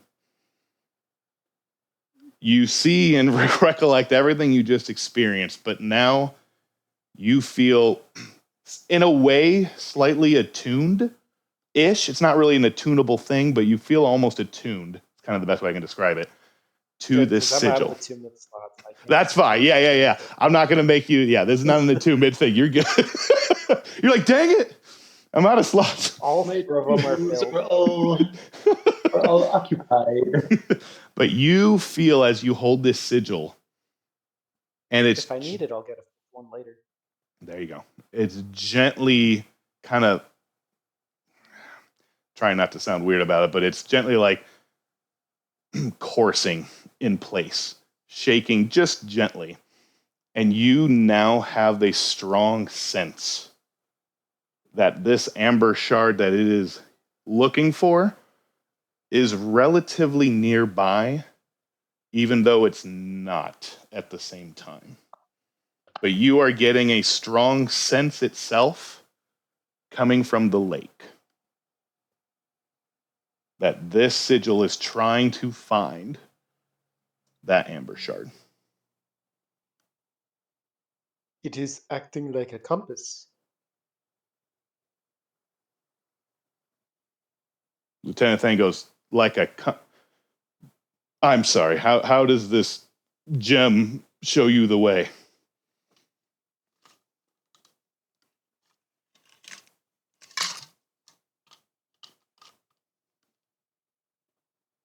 It is resonating. It has... Well, you see, and Schultz is going to go into like the artificer's like over explanation that's just going to confuse and not actually explain anything to anyone. Do I have any idea what he's Utilizing talking the about? resonant frequency of the stone, it is sympathetically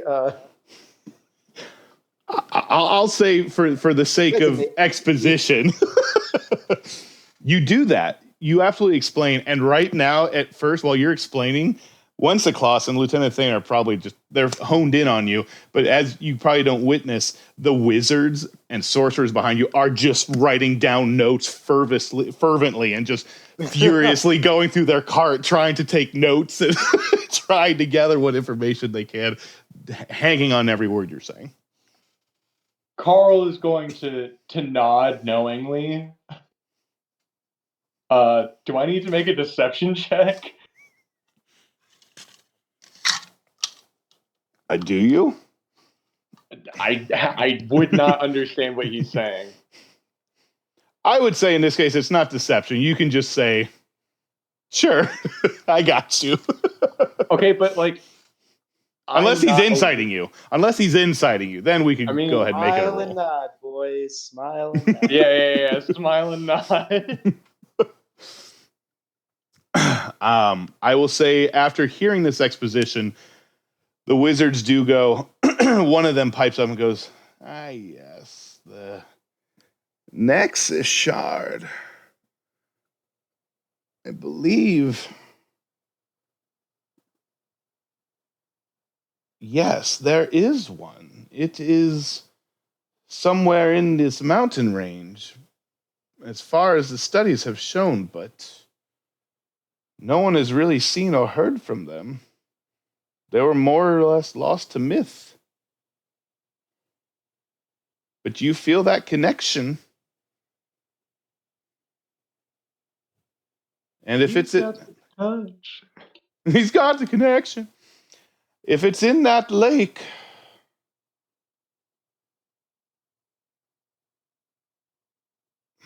maybe it's further down that even the dwarves could look and see for themselves. We have no recollection of any shards that were found by the dwarvish settlements that were here.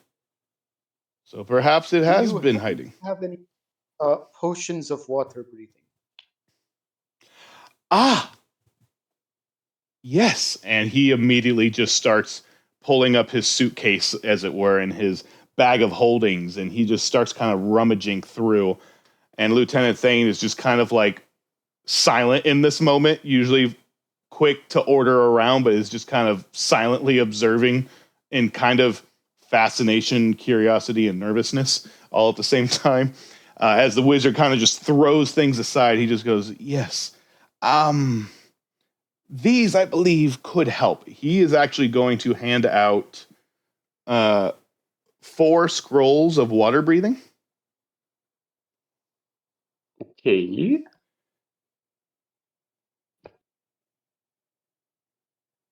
I will add one to my inventory.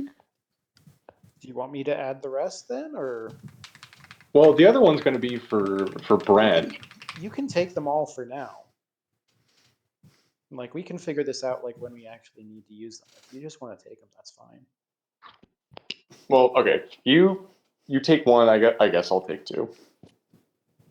He's giving us 4. So I thought it was we can 3. do 2 and 2. Then. No, he's giving 4. So he does. I'm sorry. He holds a couple more out, and he just goes, "I can give this to Mr. Farnschnout when he arrives, if he gets here in orderly time.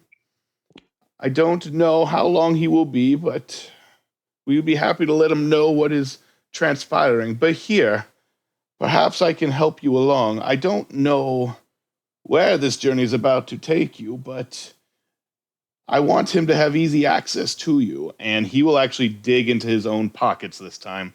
He will pull out 2 smooth red stones, and he will actually he'll just hand them out to whoever wants them. He'll just go, "These need to be together, however. For whoever holds this must keep them together at all times so that Mr. Whistlewick can find you."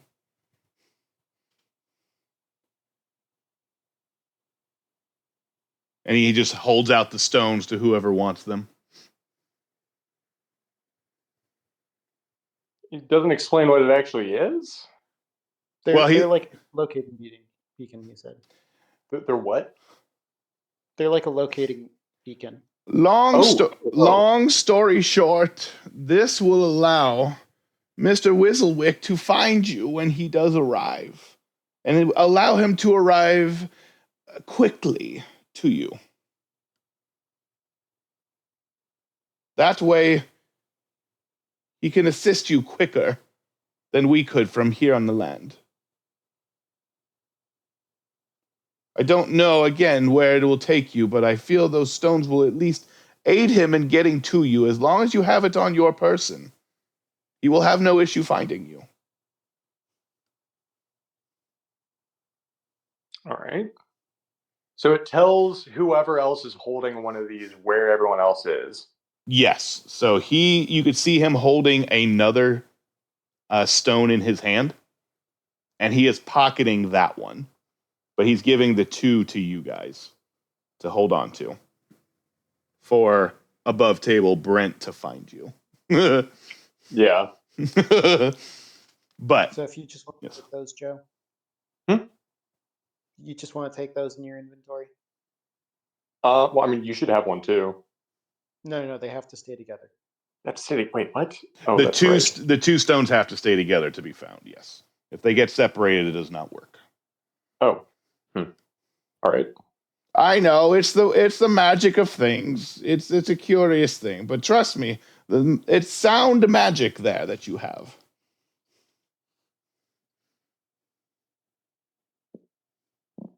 Let me see what else. And he just kind of pulls out another of other things here. He goes, I don't know. Is there anything else you boys would want before heading off? Anything at all? And he's just kind of like thumbing through, just going through, honestly, anything else he can think of. Health potions might be a good idea. Fair enough.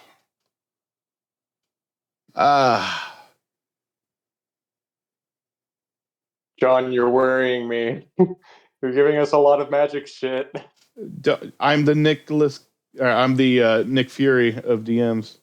Haven't you? You're allowing us to just ask for whatever magic potions and items we want right now. Well, within very reason. Concerning. No, within reason. Well, but of course, within reason, but this is also very concerning nonetheless. 2 greater healing potions. 1 for each, or however you wish. Gotcha.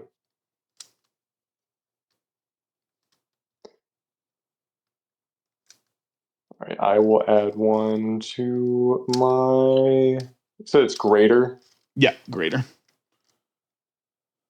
And 1 superior. So how many each? So, 1 greater, 1 superior? So 2 greater, 1 superior. All right.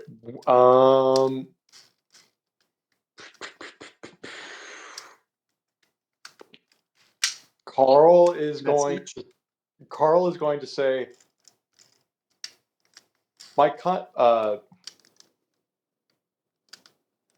I'm not faring so well right now. Would you mind if I kept the superior? Was that 1 each, or was that total, John? That was 2 greater, 1 superior. Each or total? Total. Yeah, Total. sorry. Okay. Yeah, so Okay. 2 Yeah. 2 graders, 1 superior total. Fine, I can deal with the greater. Also, you don't know this, but as far as one of my magic items went, I took a staff of healing. Ooh. Oh, nice. That- Mr. Magic Items man over here. I mean, that's yeah. my gun. It is my arcane firearm now. Okay. All right. Huh. Nice. So the staff of healing has become my gun. It also has spell storing on it too. So A it's gun got a of bunch of healing? scorching rays in there. See, I don't even have to give out magic items. We got an artificer in the party. He makes his own magic items. Zach can be like, I'm the DM now. I give out magic items. I do this. My 4 attunements are my Staff of Healing, Adamantine Plate Mail, a Cloak of Protection, and a Breach of Shielding. Artificers, man. Heck A yeah. what of shielding? A brooch? Breach, yeah. Brooch. Sounded like you said bridge at first. Like, okay, he definitely said brooch or brooch. Okay, now I will say, what would be pretty nifty as like a magic item in D&D would be a bridge that fits in your pocket.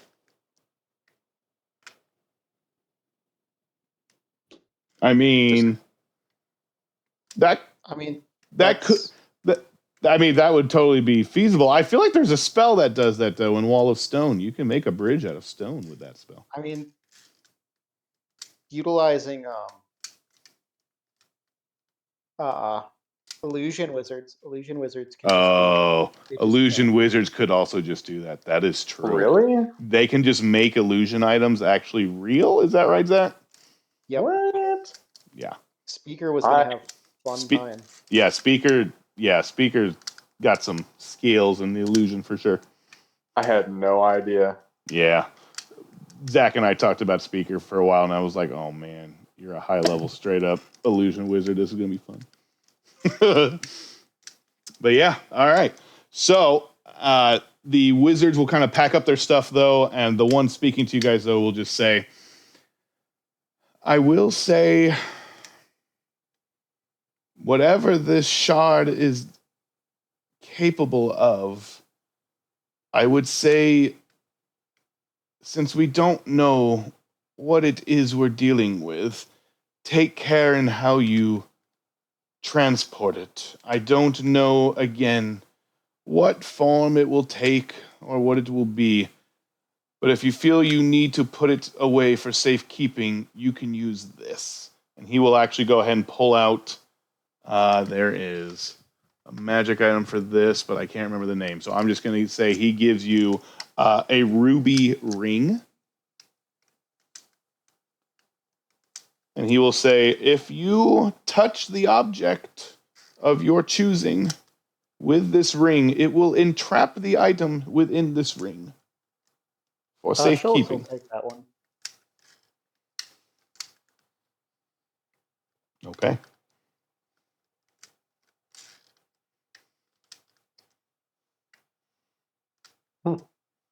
But I would just say take best care in how you handle it because we do not know what it is. And he's just recollecting his thoughts and notes from your description of earlier.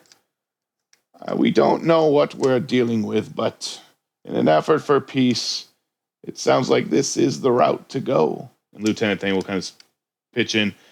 Yes, retrieving this for them, if they are honorable to their terms, I am happy to oblige in this, anything to end this relentless war.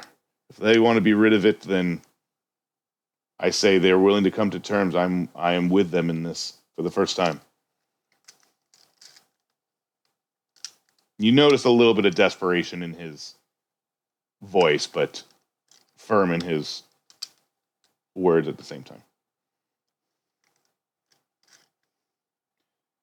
And it's at that moment you do hear some chanting briefly outside the tent. And you hear some draconic chants as there seems to be some activity happening within the armada. You see a ship, just a small sloop coming out. Not the same as what you guys saw previously with the Magistrate, but just a lone sloop, similar in style. Goes out and is... I'm sorry, it's actually down here. And you do see a single kobold ship run up to the side over here. And this ship actually turns and rotates and begins to open up a back quadrant of its ship. And you hear again multiple kobolds shouting at each other, orders back and forth. And you see a single kobold archer on this ship fire an arrow lit on fire. And it hits this little sloop right here. What? And the sloop catches fire just slightly. It's a small ship, but it does seem to catch fire. However, there's no kobolds aboard. There's no people aboard. I'd like everyone to give me a perception check.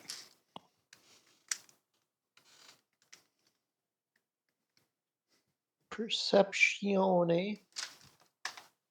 17. Okay.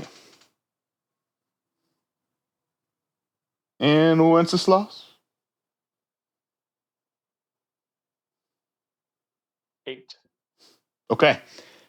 From what you can see, it looks like the fire gives way more towards the center where there seems to be a bonfire almost going in the center of the ship. It is completely just burning just to ruin. It's just not lasting. It's not going to withstand this. The fire just consuming the entire ship. But what you see coming off of the flames are just pads of paper that are just whistling in the wind, just flying around every direction, but it's just paper burning off and just covering the edges of the water around it, floating into the edge. I will say what you see with your score, Schultz, is you see writing on these pads of paper.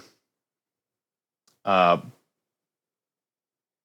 a small hint of adamantine dust coming from that ship.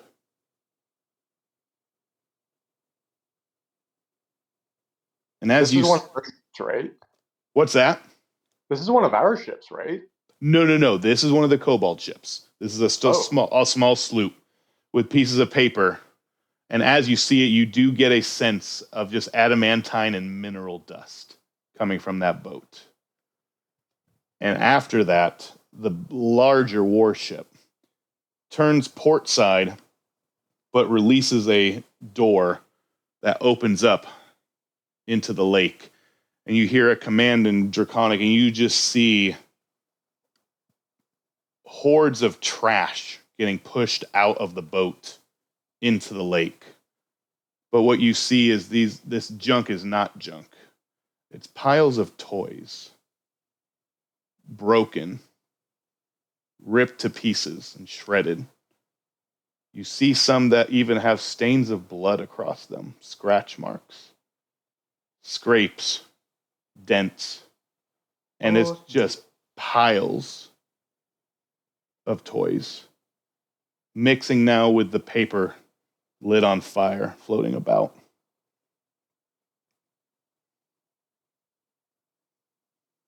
And you hear laughter coming from the kobold ships.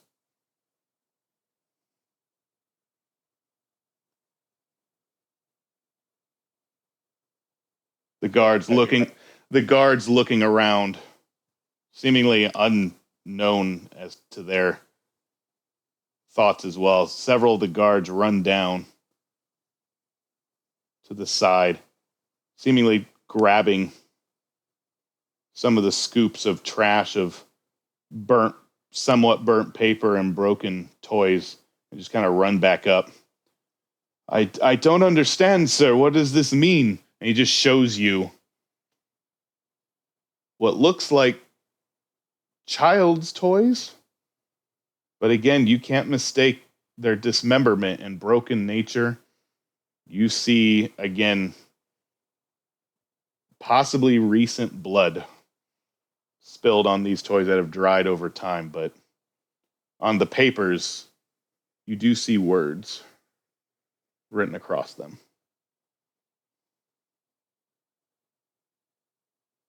And Wenceslas, you get the very strong odor of dust that would come from adamantine mines.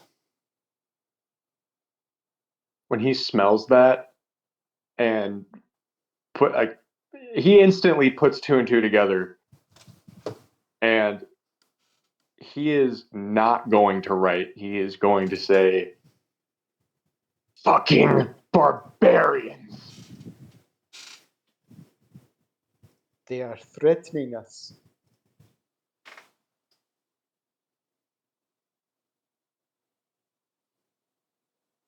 Let us find their shard quick so our negotiations may go smooth. After speaking, he is going to quickly go into a hacking fit of coughs.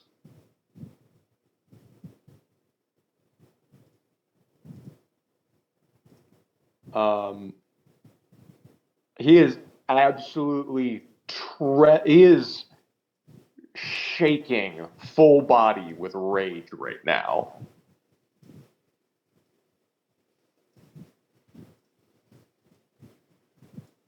Lieutenant Thane, visibly confused, concerned as to the message, but no aggression otherwise being shown here. More or less, the soldiers just seem dumbfounded and concerned for the display here, but seemingly unknown as to the cause or the point, as it were.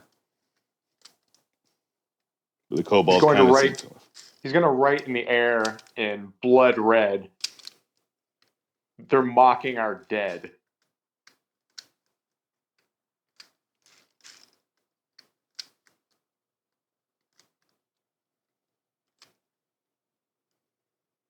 Lieutenant Thane. Yes. Yes, they are. He just looks out. I don't know what other choice we have. It is not right. And there's much to mourn. But we need peace. We need this to stop. Unless you can think of any other way, I don't have any other avenues other than to achieve peace. We are outmanned. This is what's left of us, and we do not stand a chance at this if we were to fight back. You kind of resurface a small look of still desperation and almost immediate defeat kind of raise across his face again.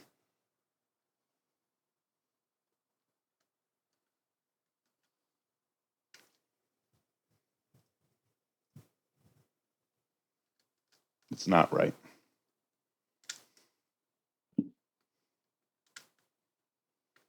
But we need to do this for those. We can't let this go in vain. We need to see this through. For those that are still with us. What say you two? Let us go. Yeah, let's get back. And with that, you guys can, if you wish, you can even take a long rest into the next day, into the next morning, before your deadline. And not long after the sun does begin to rise once again, feel free to take that long rest. But you do see a similar sloop as what you saw prior. Again, huge, make its way back out to the boat. The ship seemingly back in formation. However, with the morning tide, you now also see to the rear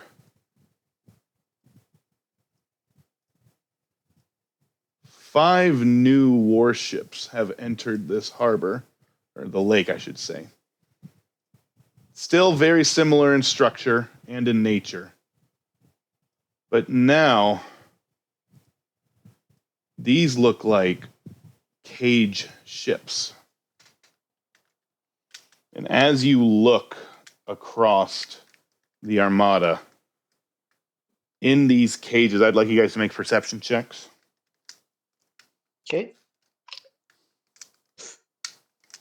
5. Okay. So these are perception checks for what again? The perception checks for the new boats that are arriving into the lake. 5. Okay. I will just say for a 5, you both see the same thing. You both see unconscious, seemingly almost dead, chained entirely, large dragons inside cages on top of these warships that have entered and have joined the formation. John, you motherfucker, when I suggested, or when I thought you said that the sails were made of dragon wings, you're like, oh, they'd have to be pretty decent kobolds for that. And now you do this, which is arguably way more impressive. I just didn't say anything. I was like, yeah, we'll get there. But I appreciate it. But yes, these dragons, multi-different colors. You see... Are they all metallic, all chromatic, both? They are both. You see... you see a blue, a green, a silver, and a gold.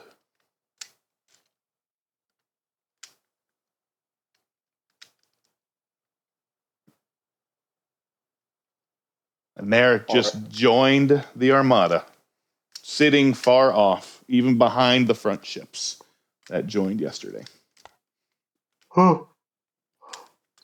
Is it okay if we end it? And we can end it there. Okay. Thank you. And that is where we will pick up. Dude, next fantastic first session. Yeah. Really, really good first session. I really enjoyed that.